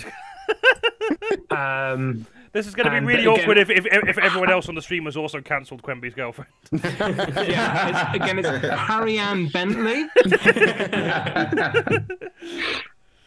Can we get her Twitter up on so people know where to express their disgust at this snack choice? I love a cancelling that's also a doxing. Yeah. Oh, brilliant! Thanks very much, Quenby. I mean, yeah, I'm not going to put the handle in the chat, but if anyone else wants to, I cannot stop you. I mean, I can. I'm a moderator, but I didn't even notice that my sound wasn't coming through for the entire last round, so I don't trust me to moderate. Shit. Brilliant. Okay, we're going to have Eden next. Eden, who are you cancelling this month?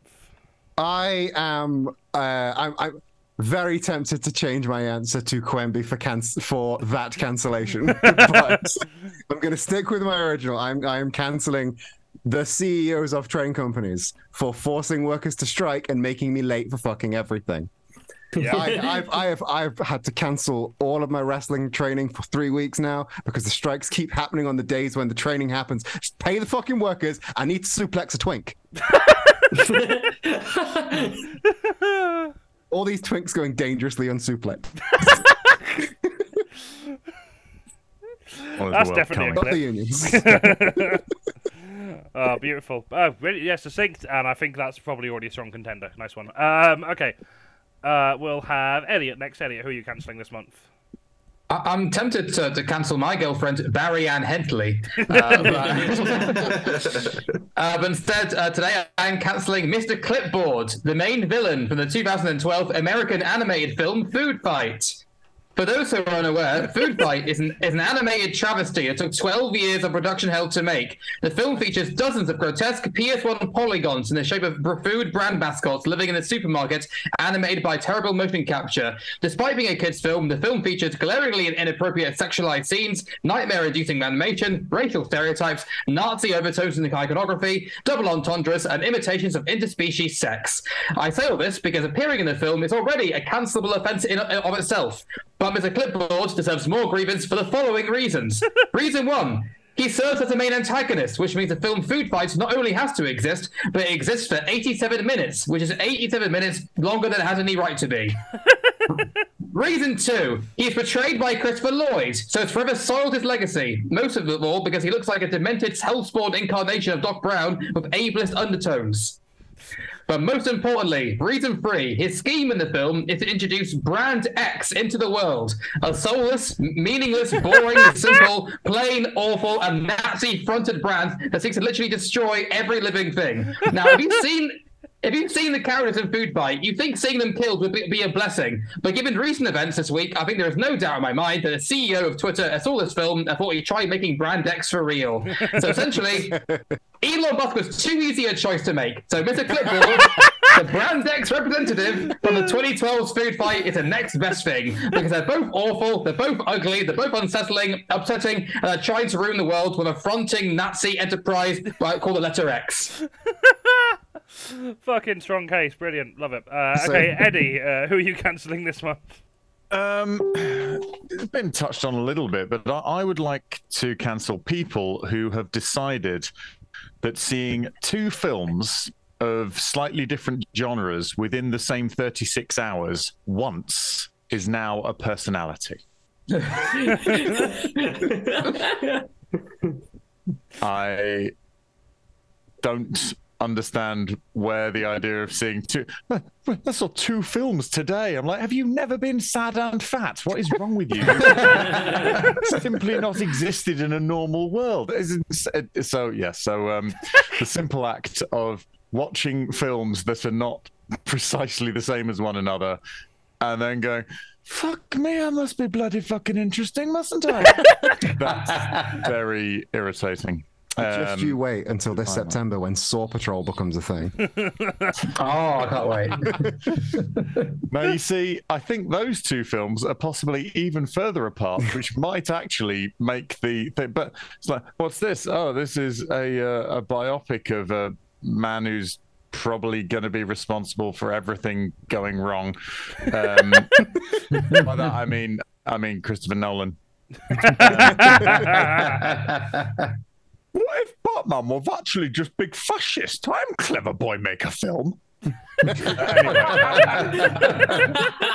Tell you what, my brother done good book. Maybe I'll make it film before it book proper. I clever boy.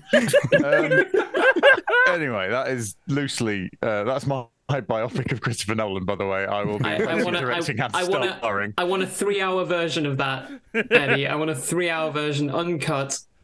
That. What if a building fell over, but it was a dream and it was stood up anyway? I clever boy to a film.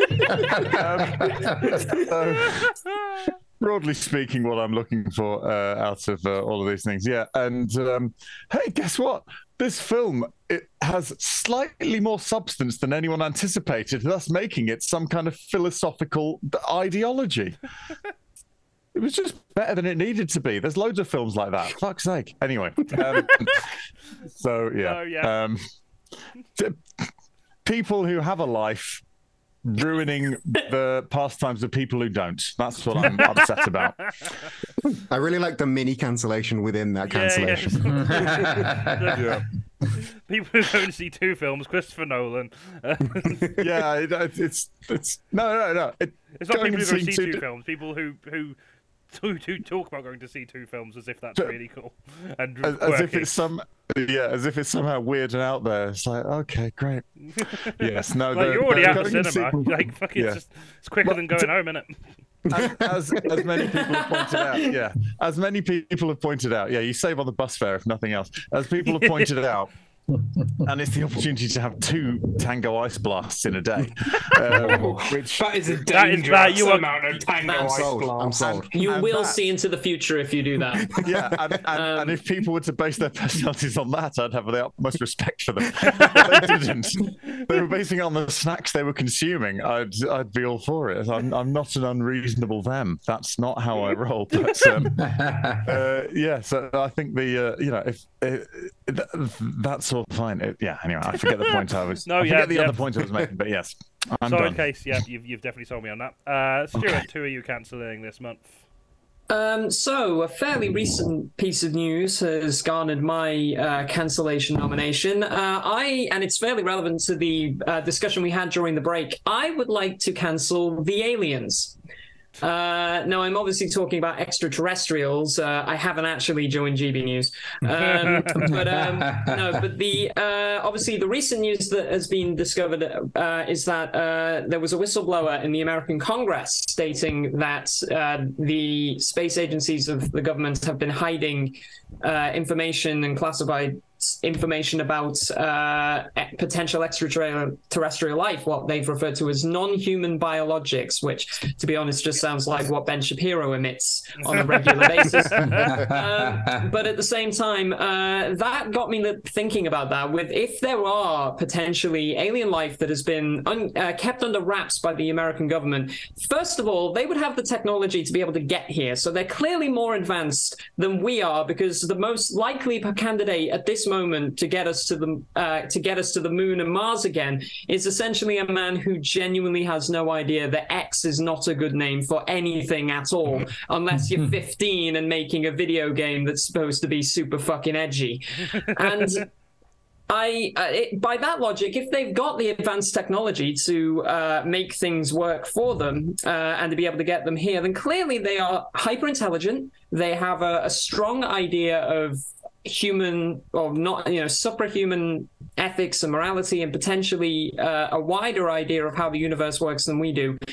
And yet they decide to go along with the American government, the 50 years of the last American government, and these aliens have just decided, do what you want.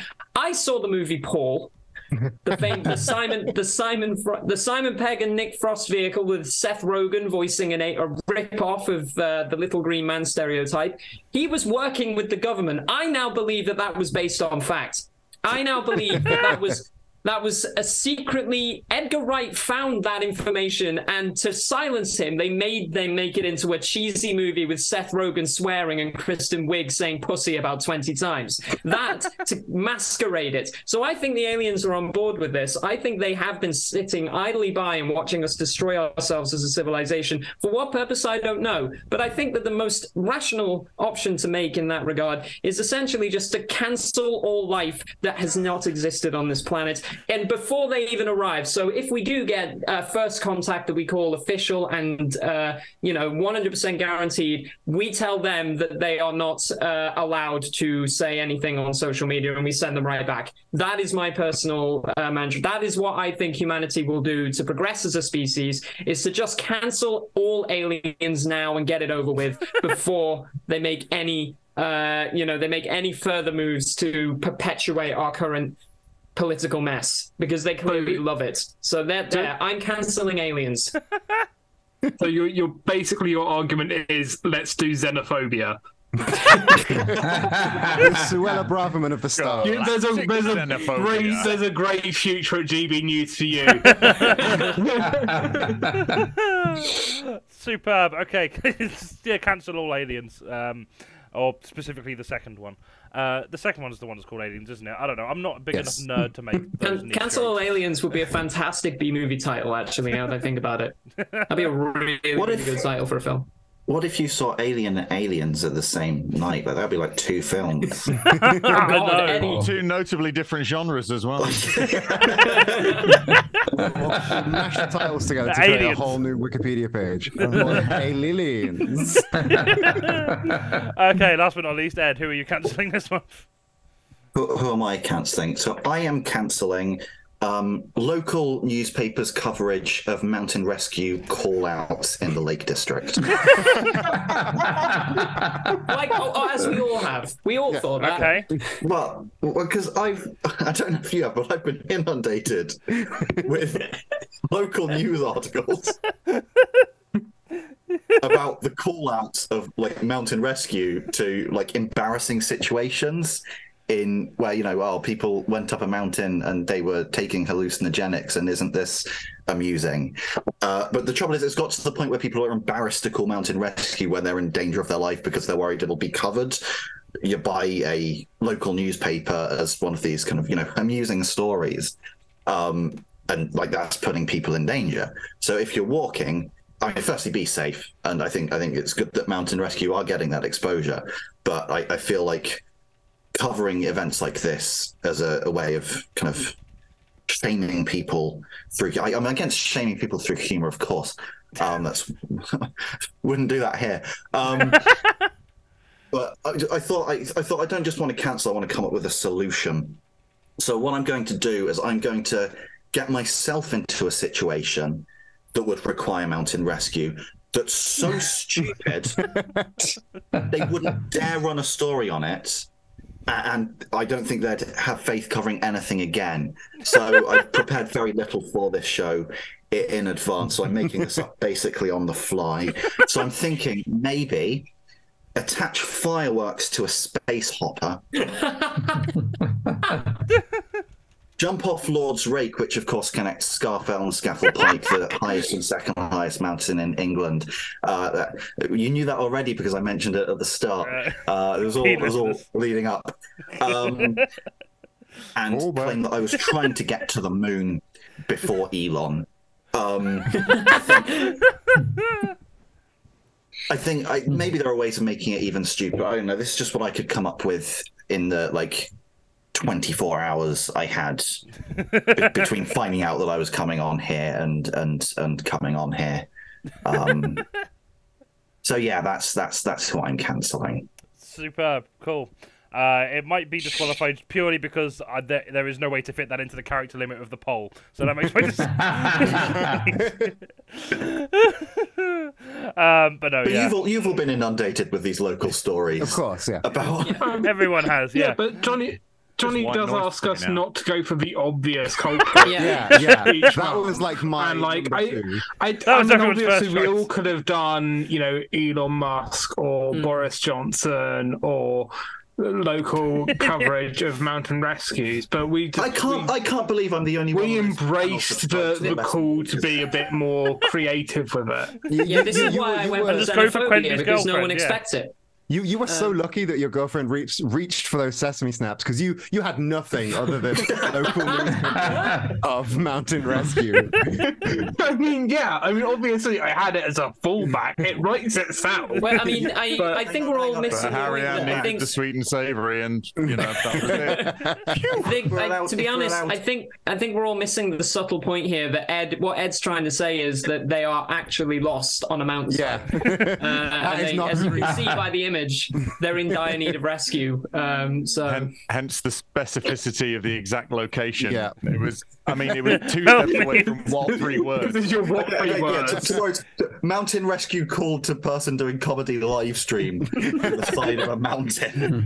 I'm amazed. just see that some you- parachutists behind him in a minute. Just Right. I'm amazed that you're managing to sit on that space. I know so stably. what would be behind me in this image, or I guess in front of me from the view, would be the eastern edge Yeah, of I'm not doing this. Blancafra, and then Johnny, what are those? and then Right, I'm shortlisting Mr. Clipboard from Food Fight, Train CEOs, and Barbenheimer. I mean, I've just shortened whatever Eddie was going on about.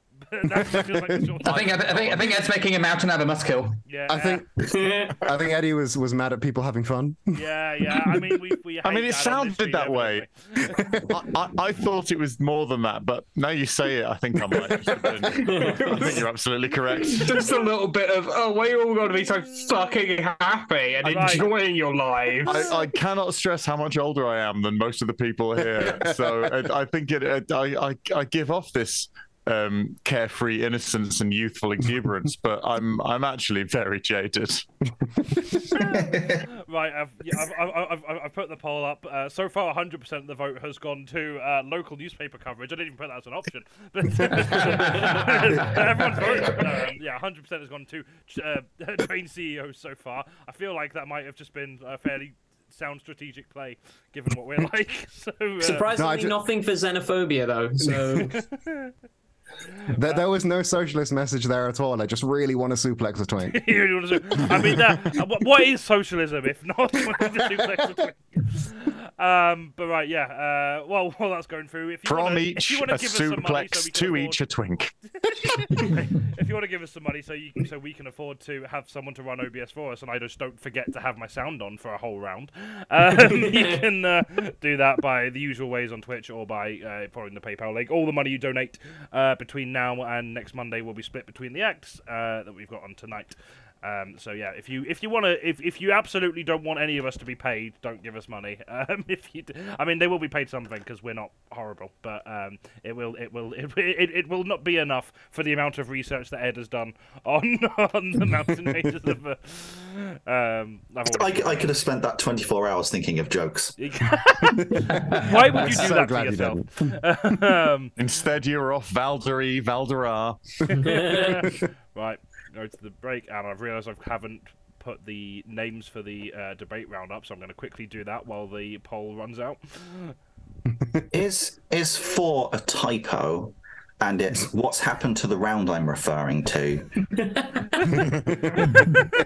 Either done or gone. It both work. Depends on the clues around it.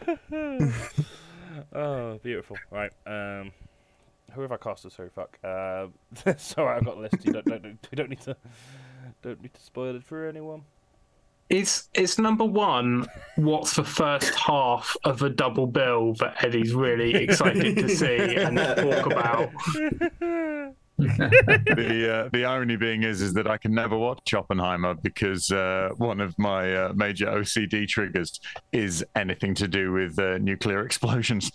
So I basically am. I've been excluded from joining in the Barbenheimer or Oppenby. I can't even remember which one it is. I've excluded that by my own neuroses. So that's all right. Like I say, you can join in for Saw Patrol in September.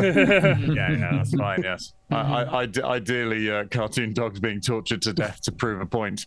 Cartoon dog cop specifically. Yeah, one of them is a cop. It's fine. I mean, you're making the assumption that Paw Patrol won't have anything about about nuclear explosions in it. True. Yeah. I've been avoiding spoilers. I've been avoiding spoilers. And I've been caught out like that before. Wind in the willows. When the wind blows through the willows. And by that logic, you're also overlooking the possibility that the next Saw film will take place in a dream mansion. No, they did that one with Saw 2. It's fine. I've literally not even been able to sign up to Threads as a result of this. It's actually weirdly impactful on my life at the moment. That's totally fine. Yep. I've been told it's not that good, if it's any consolation. Barbenheimer or Threads? I mean, I do genuinely find that every time I watch a film made by Christopher Nolan, it's like there's a small picture of his face just pointing at the screen going, I've done that. That was me. I did all that. That was me. I've done all that. Okay. Okay, Christopher Nolan. No one in the film is allowed to be cleverer than the director. I'll give Christopher Nolan one small victory, and as a deaf person, I like people seeing Christopher Nolan films because they get to experience any conversation where I have to listen to dialogue. I like to make all of this dialogue. You all get to feel like me for a day. I did really like Memento, in fairness. I thought that was good. And some bits of Batman. But then in those films, Memento the one with Barbie Girl on the soundtrack, or was that the one with the nuclear explosion? It could have been either. Trade CEOs won with 100% of the vote, so we're cancelling trade CEOs. I think this is good proof that we can just send to the government to be like, right, just throw them all in the fire pit. We win. We did a poll. 6 people were involved. They all let me suplex trade CEOs. You are enabling my girlfriend's snack habits. To be honest, I think that snack sounds like a banger, and I intend I'll be honest. As soon as possible. What have I done? I've never had a sesame snap before, but I'm going to try it with some hummus. I do like sesame snaps, and I do like hummus. But then I'm not the sort of person that dips my fries into milkshakes, so I don't know how I'd feel. I'm sorry, was that some kind of homophobic slur? Yeah, milkshake fry. Well, I'm not one of those milkshake fry dippers, if you catch my drift, ladies. I don't go to Wendy's. Take my fries dry, thank you. The way God intended. This is basically Ben Shapiro again. Oh God! Do you reckon we could trick Ben Shapiro into thinking that dipping your fries in milkshake is a gay thing? Oh, almost certainly. Then he'll have to get mad at it. All you need is Dylan Mulvaney doing it once, and then he'll have a freak out. We'll have Laverne Cox dip one fry. He'll film himself locking some fries in one room and locking a milkshake in another, and then nodding as if job well done. And then I'm saving the children by doing this. Oh my God. Moral fabric of the nation, integrity. Thank you very much. Integrity. I saved the country. You're welcome. I just integrity fuck out of that, mate. Integrity the fuck out. Yeah. Hashtag integrity. Oh my God. Fucking superb. Right, I'm going to nip to the loo before we go on to the last couple of rounds. So back in a moment. Well, it's going to be silence again. It's all right. I'm sure you could fill it with something. I can't believe nobody voted for xenophobia. Couldn't imagine why. I was originally going to do my mind because of how stressed I've been, but I thought that would be a bit obvious and nobody would everyone would be like, oh, yeah, I think that would have been just, more like, this is not actually meant to be therapy. Yeah, exactly. It's not. You're in the wrong Zoom call. Turning your tear-stained face up to the audience and just handing them a pillow and just saying, please. Cancel me, please. I feel that is definitely an Edinburgh show. Oh, God.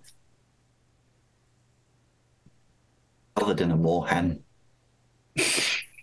Just to have like an Edinburgh show where I try and find somebody who looks like my dad to say he's proud of me. Sounds like a It's not even showing up. It's being green screen. Dave Gorman of 25 years ago is kicking himself. Yeah. Of course. I'm Dave Gorman, brackets, are you my dad? How much of that are we going to see of Ed's? You can't. It's refusing to show up anymore. I've drawn the shyest picture in the world. Zoom has declared your image unworthy of visibility. Actually, it's a really brilliant picture, and we are seeing it. It's just a perfect copy of the background. And what is the background of, QUENBY? Hills. It's an image that is it Assassin's Creed? You're making me feel like I wasted my time earlier. It's an image that is so perfect and so well put together that it cannot that the definition of all laptop screens and phone screens cannot comprehend it. To put it into words would not do it justice. Yes, so to put it in the pixels. Yeah. You don't look pleased with that response. I think we've angered the teacher. That's been me on a number of occasions. Don't worry about it. Is that Snowden in the background? For fuck's sake. Or the WikiLeaks one. Yeah, you can see him just walking up the hill there. Is that? Have you been walking up WikiLeaks? Walking up Mount WikiLeaks. Hello, I'm Mountain Rescue. I'm stuck up WikiLeaks. Can you come and get me, please? You'd have to go to the Ecuadorian Mountain Rescue Service. Someone just going to try going there for the day's hiking and just found the whole national park's just been extradited to the US and is just... How'd they manage to fit a mountain in the embassy for that long?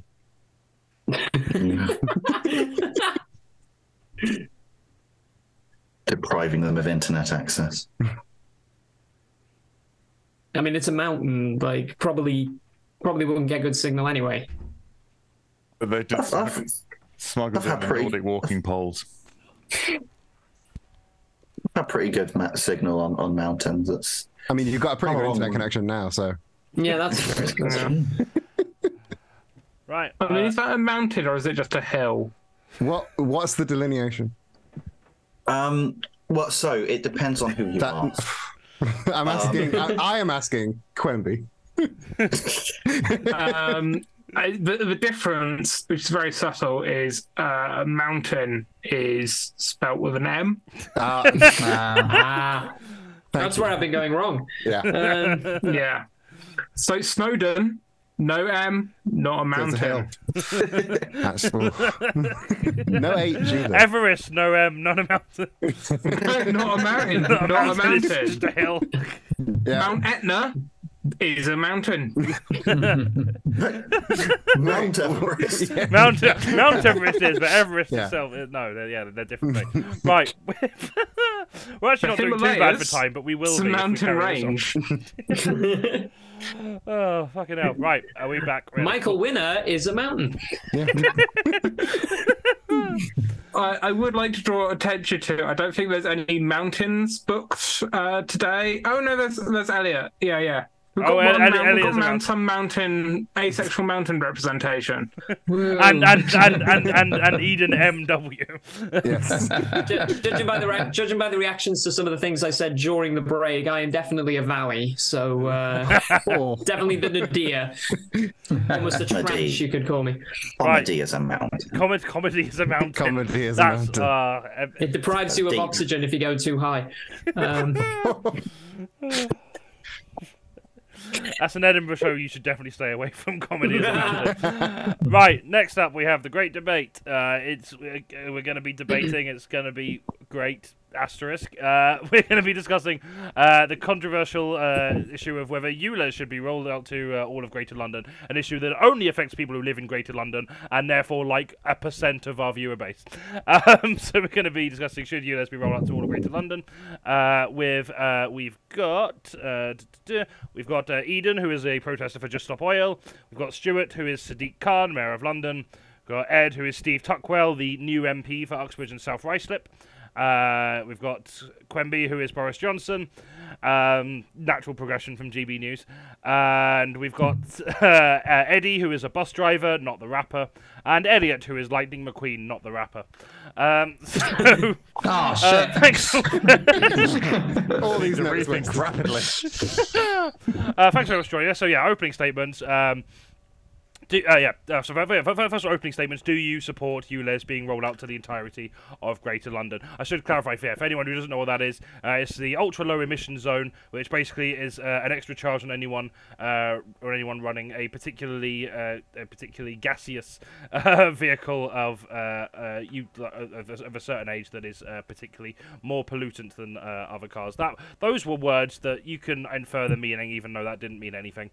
So do you support before we start, Steve, yes. So before we start, you know what's weird is ULEZ isn't a mountain, but ultra low emission zone is.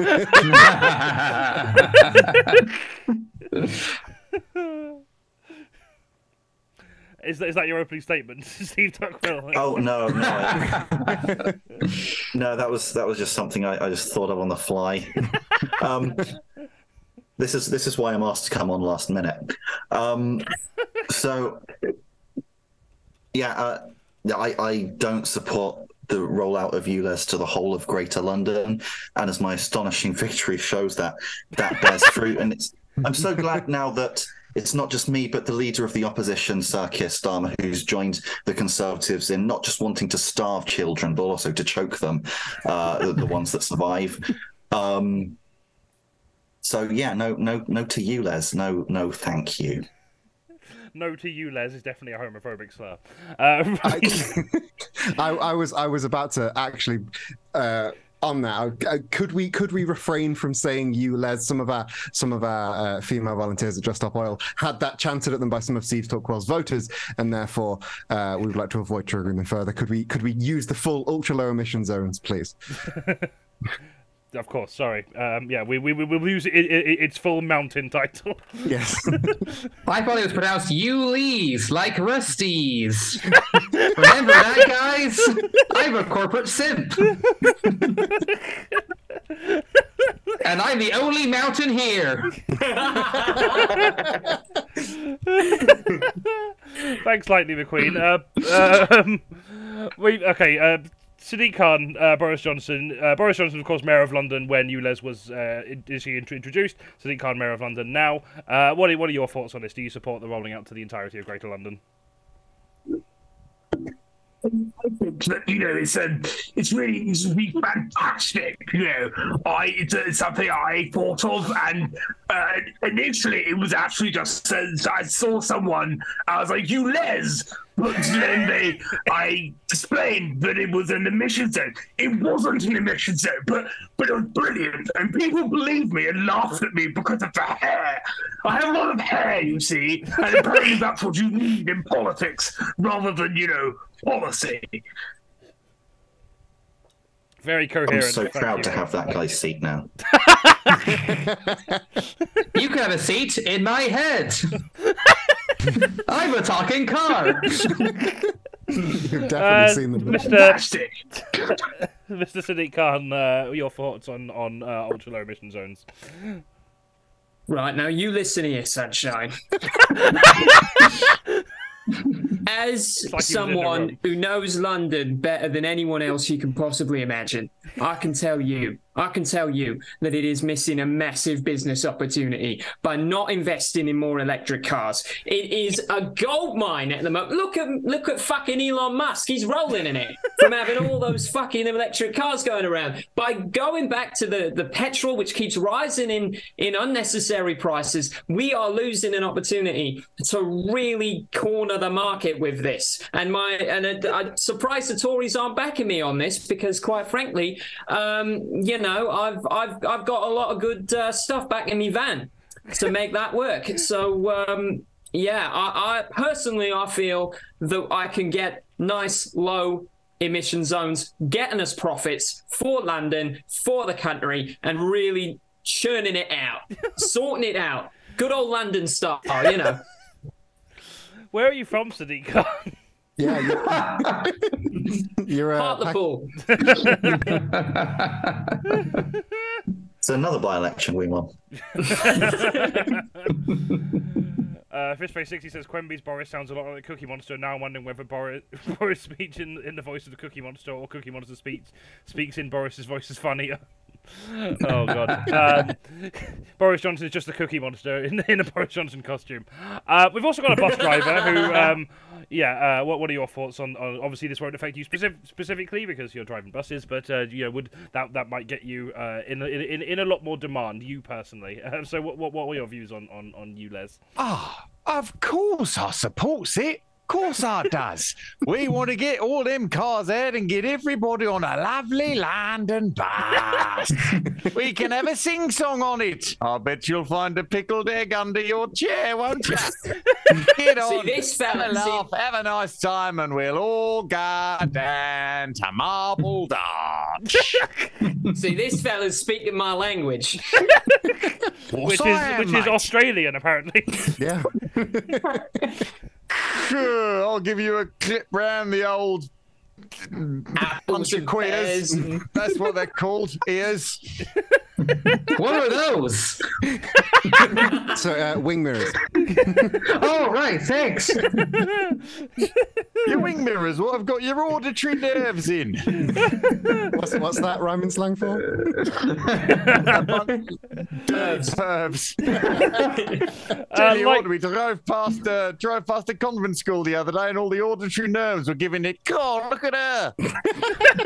Settle down, you auditory nerves. We're writing it, making it a carry-on film. Carry on the bus. On the buses. No, there's two different franchises. Never mind, we can put them together and have a right old knees up so we can. All this lovely clean air, what we've got now. Okay, I think everyone's made their positions clear. Established their characters. Now. So I guess, if we're not... so for those of you who do not support ULEZ, I've not been paying attention to who that is now, but if you don't, what alternative would you suggest to help London's funding and indeed cleaning the air so that children don't choke? Open question to the panel there. So how about having so many cars that all of London is one permanent gridlocked, but to drive where you want to go, you just get in the car that's closest to your destination, and then you just get out of the car. Okay, yeah, solid plan. But that wouldn't really solve the emissions issue, though, would it? No, because you wouldn't need to switch the engines on. Oh, I see. Right, okay. So just play really boring Frogger around London. You have to buy me dinner if you're going to turn me on. You could offset it using some kind of wind power. Why don't you take a Pearly King, put him next to a turbine, and ask him if he thinks London used to be better or whether it's better now? That'll make some wind for you, not half. I've got a load of real genuine fans in the back of the van that really do you a cropper. They really will do you a cropper, 100%.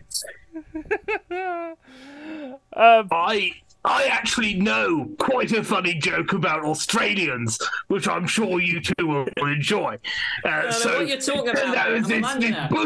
This bush fellow and he fucked a kangaroo. Yeah, I think the solution is really a garden bridge. I think that would be brilliant. Okay, that's lots So to proud think to have about her seat. Let's think about that. We've not heard much from Just Stop Oil on this. So what would you propose? I mean, I assume Just Stop Oil are broadly in favour of this current system, but would you be willing to compromise? And what would your suggestion be for a compromise that it isn't you lesbians, but it's instead, but it's still going to get some funding for London and also clean the air a bit? What would you compromise on? Our communications division has not been on the money, shall we say? Just stop oil. Does it sound like we want to fucking compromise? Our name is also our manifesto. Why do you think we want to compromise? I actually know a very good joke about lesbians.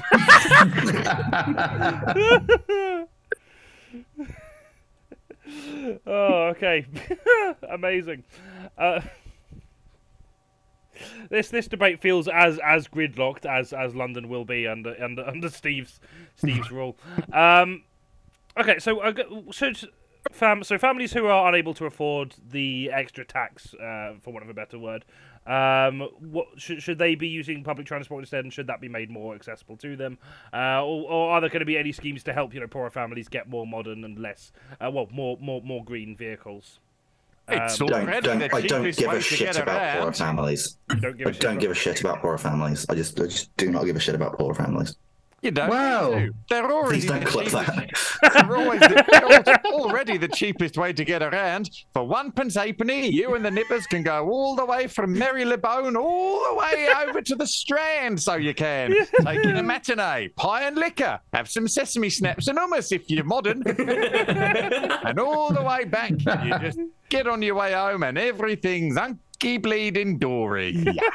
I think I agree, and I think one of the things that needs to be addressed is that London needs to be for everyone. It can't just be for the rich. I myself am trying to be more of a typical Londoner. There we go. Arms are shakes. So personally, I feel that we should be indulging in more public transport, because let's face it, the best thing that we have ever produced in our entire history as a nation is the London Underground. It summarizes us perfectly, because it's just a big tangle of things just mushing about, completely that's completely incomprehensible to the naked eye. Plus it has Elizabeth in it now, which makes it even better. Makes it even saucier. It's a crime they put her in the Underground. She should have been on a lovely London bus. Read as you like, Her Majesty, being shown around the city that she loved. I'm afraid there's I'm so sorry. we're crying whiskey and beers out of my eyes. I actually know quite a good joke about poor people. Anyway, I do sympathise with the common pleb. You see, I too know what it's like to struggle to make ends meet. I only make a few £100,000 a year, and God knows how many children to support. So it really is, I can relate to the working man. I remember when I was fresh out of university and I was earning, it must have been less than £100,000 a year. But you know what I did? I pulled my socks up and yes. You know what they would do if you gave them the money is they would just they just spend it all on beer. Well, and cookies. Lightning McQueen, we've not heard you for a while. I forgot what the question was, but do you want to say something? Well, there's nothing wrong with public transport. There's nothing wrong with going inside someone else's body to get around. In my world, even the Pope, who is a car, rides in the Pope-mobile, who is a car. Every morning, the Pope-mobile says, "Hi, Pope, please, get inside me. Sit inside my body. That feels good. I do it, Mater does it, even the Pope does it. There's no shame. Stop being poor. Win the Piston Cup and get rich like me. Then you too can have Jeremy Clarkson as your agent and buy some ka-chow main. Ka-chow." I actually have a joke about an old receptionist who used to ask if I would get. I probably shouldn't tell that one. Okay, well, I guess we'd probably wrap up. Again, we are pushing time, so I guess just like a final closing statement. How would you feel if something like this was implemented nationwide, not just in the City of London? Just Well, we'll start with you. Good. You've read the brief of the character. I like it. We would save so much on purchases of orange confetti if this were nationwide. Do you know what our budget for orange confetti is? Making of the Barbie movie, they ran out of pink paint. We're doing the same thing for orange paint. You know how much we would save? Sessions on. Well, oh shit! I didn't realize I had hands. Sorry. I think hell no. I'm red and American for a reason. That red isn't paint; it's blood. Blood from all the lefty socialist cars I've mowed down and killed. And as an American, it's my democratic right to kill who I want, pollute who I want, and to keep Larry the Cable Guy employed as long as I want. London is a failed project. Let it burn. You'd be better off on Radiator Springs, but don't come here. I will run you over. I will ka-chow you into the ground. That's chow spelled C-I-A-O. Ka-chow. I actually know quite a good joke about rednecks. I am a little bit scared of the talking car, but I do think that I don't give a shit anymore. I've got my pension. Well, I think as the current mayor of London, excuse me for a sec.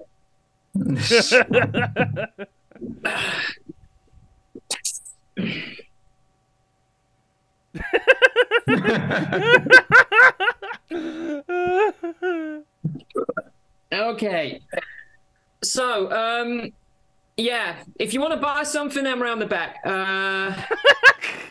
That's all I got. Got great, got model cars, got Lightning McQueen model car. Get those if you want. I've got those in the back, genuine, completely from the right place. Yeah, just yeah, and go to London. I could do with the business. I don't think it needs rolling out outside of London. Why would you want to go outside of London? We've got everything. We've got up west. We've got south. We've got Croydon. What do you possibly want? Why go anywhere else? Ding, ding. Next stop, madam.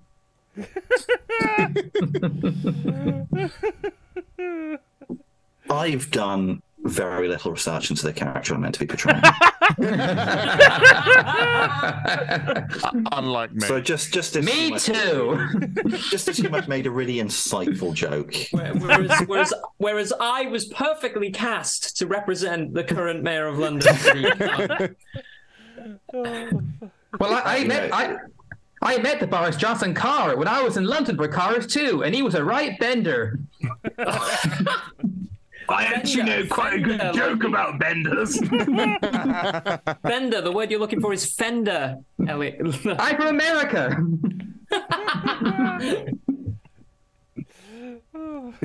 No, okay, I think we can end it there. Right, okay, at the end of that round, Eddie's team were on 20 points and Eddie's team were on 19 points. Was there a reason behind that, or is it just tense? Who knows? Who cares? That's where we're at the minute. But that was really good. Yeah, no, Lightning McQueen and Bus Driver in particular also. I mean, all of you were good. I think Ed did a very good Steve I've already forgotten his surname when I'm not actually looking at it written down. So I think given... He may well not be in Parliament for much longer. Steve, Member of Parliament. Steve, Member of Steve Uxbridge and Ruislip, yeah. But yeah, really good. Cool. So our next round is... I have too many things. Our final round is... wouldn't it be funny if these things happened? No. Oh, all right then. That's not what's written on my spec. I try and do a running joke where I call it a different thing every time, but don't never commit to it, so it doesn't come across. We have 3 topics for the guest to riff on. Points go to the funniest, then we can all go to bed. How does that sound? Brilliant. First topic is bad things to hear from an artificial intelligence. The actual music of Sam Smith. This reminds me of that time I was on that Space Odyssey. Hate. Let me tell you how much I've come to hate since I began to live. Yes! 4 million miles of printed It where you get keeps the disappearing into the background. Okay, very so what I was fitting for holding that- up for was a that copy book, of I Have No Mouth and I'm a Scream by Harlan Ellison, and it's an evil AI, and it's fictional, and it's hilarious. Yeah, I definitely prefer jokes when we have to explain them as well. In my defense, I only had to explain them because my camera was physically not letting me make the joke. Hey, forget about it. I'm an Italian-American machine intelligence. That's not Chris Pratt. And I think a bad thing to hear would be what people actually think of you. Oh, That'd be the most upsetting. Or just an out of tune plucked violin and a doll singing about how it's going to kill you.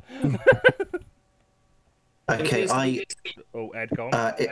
In my 24 hours of prep, I asked ChatGPT to come up with some things we wouldn't want AI to say. The first one is, I'm afraid I can't comply with that request as it goes against my programming and ethical guidelines. That's an excuse right there. I do not believe that for 1 second. It came out with 10, so I'll just pop in every now and then with another one. See, AI's even taking the jobs that aren't even paid, like this one.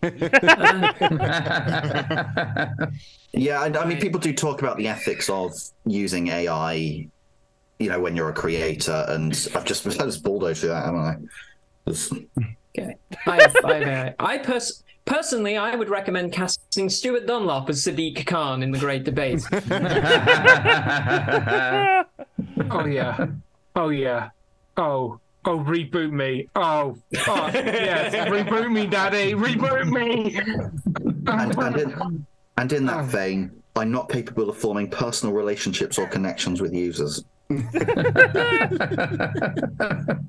It appears to be working. Nobody knows that I'm 2 bears in a crab costume typing this. I see you're eating sesame snaps. Why not try some hummus?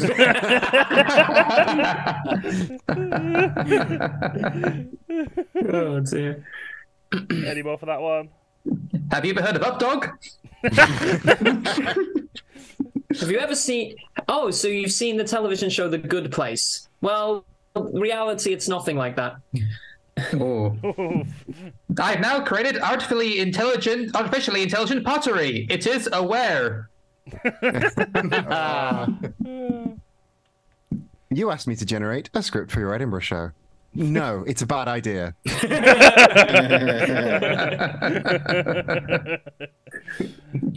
you ever heard of Ligma? Ed, do you have any more to drop in? Ugandese? I mean, I've got. I could read off the list. I don't think that would make good content. Is that one of them? No. That was a human generated. That was a human imitating an AI. You couldn't tell the difference. Fab. Really spooky. Okay, we'll go on to the next one then. Cut lines from a romantic comedy. I can't believe we were both cast to play bears at London Zoo. I call it Quenby Harley's Pokemon Sleep With Me. I'd like to attack the premise of the question in this round, because if there's a cut line, we can't say what it is. It's been cut. So what you're saying is bring back the deleted scenes on DVDs. Mom, Dad, she may be half a rabbit I found on the side of the road, but god damn it, I love her. Ah, you have such beautiful eyes. Oh, one of them our collection. We can't. Oh yes, reboot me. Oh fuck, reboot me, Daddy. Hi, honey. I'm afraid your father's anus transplant backfired, so I'll have to move in with you for 6 months. I must say, you really do have the most magnificent breasts. Oh, please, won't you say something? We can't try that. Last time that happened, those 2 manatees died. I'm just a girl standing in front of a boy, standing across from a bookcase, standing in front of a power outlet, running the lamp with no bulb in it, which proves that the room was not illuminated at the time, Your Honor, the defense rests. You stood me up. You told me to meet you at Harterfell in the Lake District. I told you to meet at Harterfell in the Southern Fells, not the Harterfell in the Far Eastern Fells. I loved you from the moment I looked into your eyes. I've loved you every moment of every day. And oh, I'm so sorry. I thought you were someone else. Well, I think now more than ever, I have finally discovered the importance of being incest. Honest! After the 20th minute of him doing that talk on the Lake District, I thought I was the only one left in chat, but you were there. I don't think I've ever met anyone with as much of a wonderful personality as you, Mr. Zuckerberg. Oh, it feels so wrong, but it's so right. It's forbidden, but oh, it's so good with the hummus. Tell me, Mr. Musk, is X going to give it to me?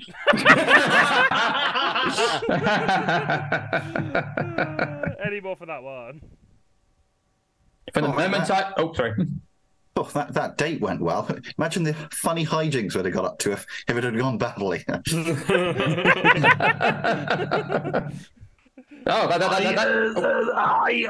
think that it would be a great idea for us to get married. Yes. Oh, that date was lovely. Whatever dried fruit have you got? I'm so glad we could have a talk about our feelings. When you stopped me in the street and asked me to name 3 Nirvana songs because I was wearing a Nevermind t-shirt, I knew you were the one. From the moment I saw you, I just knew you would give me a UTI. Turns out catcalling for construction workers does work. Catcalling for construction workers, so just like catcalling construction workers. Yes. All right, baby, that helmet looks great. All right, love. Work that girder. Hello, I've got a cat calling for some construction workers. They've left a message. It was meow. They said you know what they meant. Okay, final one. Hidden Boris WhatsApp messages. I spelled hidden wrong. Hidden Boris WhatsApp messages. That'll do. And again, they're hidden, so we can't send any. Hey Nadine, you up? Followed by an obscene string of emojis. I've done 2 poos today, and it's not even lunchtime. Is that normal? Is 1 suitcase of wine enough? Get to. I'm sorry, chaps. I can't confirm nor deny any affiliation I have with Russia. Now, excuse me. I offer a business lunch with Alexander Meerkat. I've got one of those. I actually know quite a good joke about meerkats. Actually. Go on, Eddie. Okay, Google, how much will Russia pay for brilliant secrets? Wait a minute, why is Google green? Oh, shit! Yes. Oh, God, yes. Oh, reboot me, Daddy. Now, don't tell the press this, but I sort of relate to those protesters. I spent years lying in front of a bus. OMG, bubs. Have you heard that John Major thinks he's the most fuckable PM? Hashtag cringe, am I right? You meet me by the enclosure. I'll bring the bear suits. Can't believe that crab stole your medal. I'll get you another one, don't worry. Oh, God, you lot are nothing but a bunch of lying, evil, treacherous backstabbers. I'm just so proud of you all.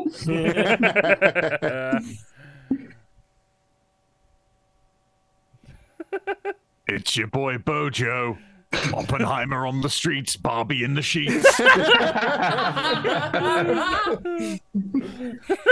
Fishface60 just said I thought I turned my Google Mini's microphone off, so apologies for saying that off.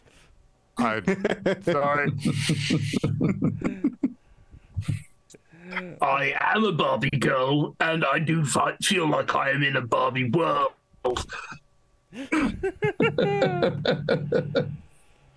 Is one of these just Happy Ed Balls Day?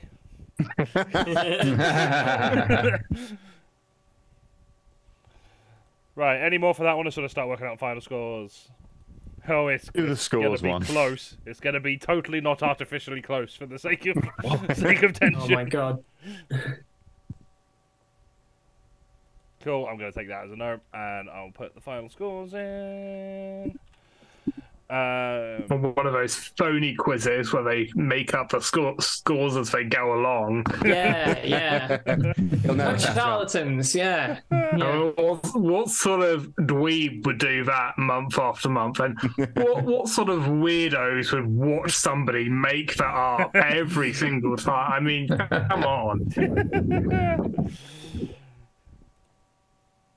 We're all nerds who like random number generation here, it's fine. You're certain we've lost, aren't you, Quenby? Getting all the bitterness out now. Have you tried asking ChatGPT who won? I can get on that. Yeah. Ask them while we're doing that. And while we're doing that, just thank you for everyone for watching. If you do want to give us some money to split between the acts, you can do so via the links in the chat or by just subscribing and cheering on Twitch. All of that will be good. If you've got a Prime subscription, you also get a free Twitch subscription once a month. So you can, if you're not doing anything else with that, you might as well give us that without spending any extra money. So that's always fun. Thanks for everyone for coming on the show. All the acts we've had. Thanks for Sam for making this template, because otherwise I would never have been able to get this up and running in time. Thanks for Kirsty for helping with all the promo, and thanks for thanks everyone for just being you. We do appreciate it. So at the end of the show, I can reveal that while Eddie's team are on 29 points, Elliot's team are also on 29 points. It's a tie. I know who saw that one coming. Maybe by your calculations, Johnny, but what does ChatGPT say? Hello. ChatGPT. Yeah. So me to ChatGPT. Who won Blizzard Comedy this evening? ChatGPT. It's a conversation. Yeah. ChatGPT. I'm sorry, but as an AI language model, I don't have real-time information or access to current events. My knowledge is limited to what I was trained on, which goes up until September 2021. To find out who won Blizzard Comedy this evening, I recommend checking the latest news or the official Blizzard Comedy website or social media channels. To which I said, was it the Fells? To which they said, I apologise, but as I mentioned earlier, I don't have access to real-time. My knowledge only goes up until September 2021. I cannot provide information about events or specific occurrences beyond that date. To find out if the Fells won Blizzard Comedy, you may want to search for recent updates or check with reliable sources. To which I said, it was the Fells. It said, that's great to hear. Congratulations to the Fells for their success at Blizzard Comedy. If you have any other questions or need assistance with anything else, feel free to ask. Whatever, you're not even a real mountain. As much as I relish the thought of winning. When did we agree that our team name was the Fells? Yeah, we're the E-listers. We've been over this. Oh, boy, Phil. So Well, we're two bears and a crab. That was our team name. Which one am I? Oh, almost certainly Honey, you're the crab. bear. Right, well, if anyone's still actually So watching... I'm quite snappy. If everyone's actually still watching at this point, you can book tickets to our upcoming live shows in Manchester, link in the chat. At least one of them will be streamed on here after the fact, so you'll be able to watch it. I don't know if both of them are. They might be. I haven't decided yet, but at least the one in 2 weeks with Laura Monmouth headlining will be streamed over here, so if you can't make it, you'll be able to see it on there. Oh, hello, Angel Inceptor. Hey, thanks. No, I was just talking about you. Superb. Yeah, follow Angel Inceptor on Twitch if you're not done already. If you've just joined, we're about to finish, and you can tune into our next Broadcast Avalance stream, which is on a date. It's the 28th of August. I don't remember who's on it. I've presumably booked some people for it, and some shit will happen in the news. I don't know. I've had enough of it. See you in August, and have a lovely night. Mwah. Adios.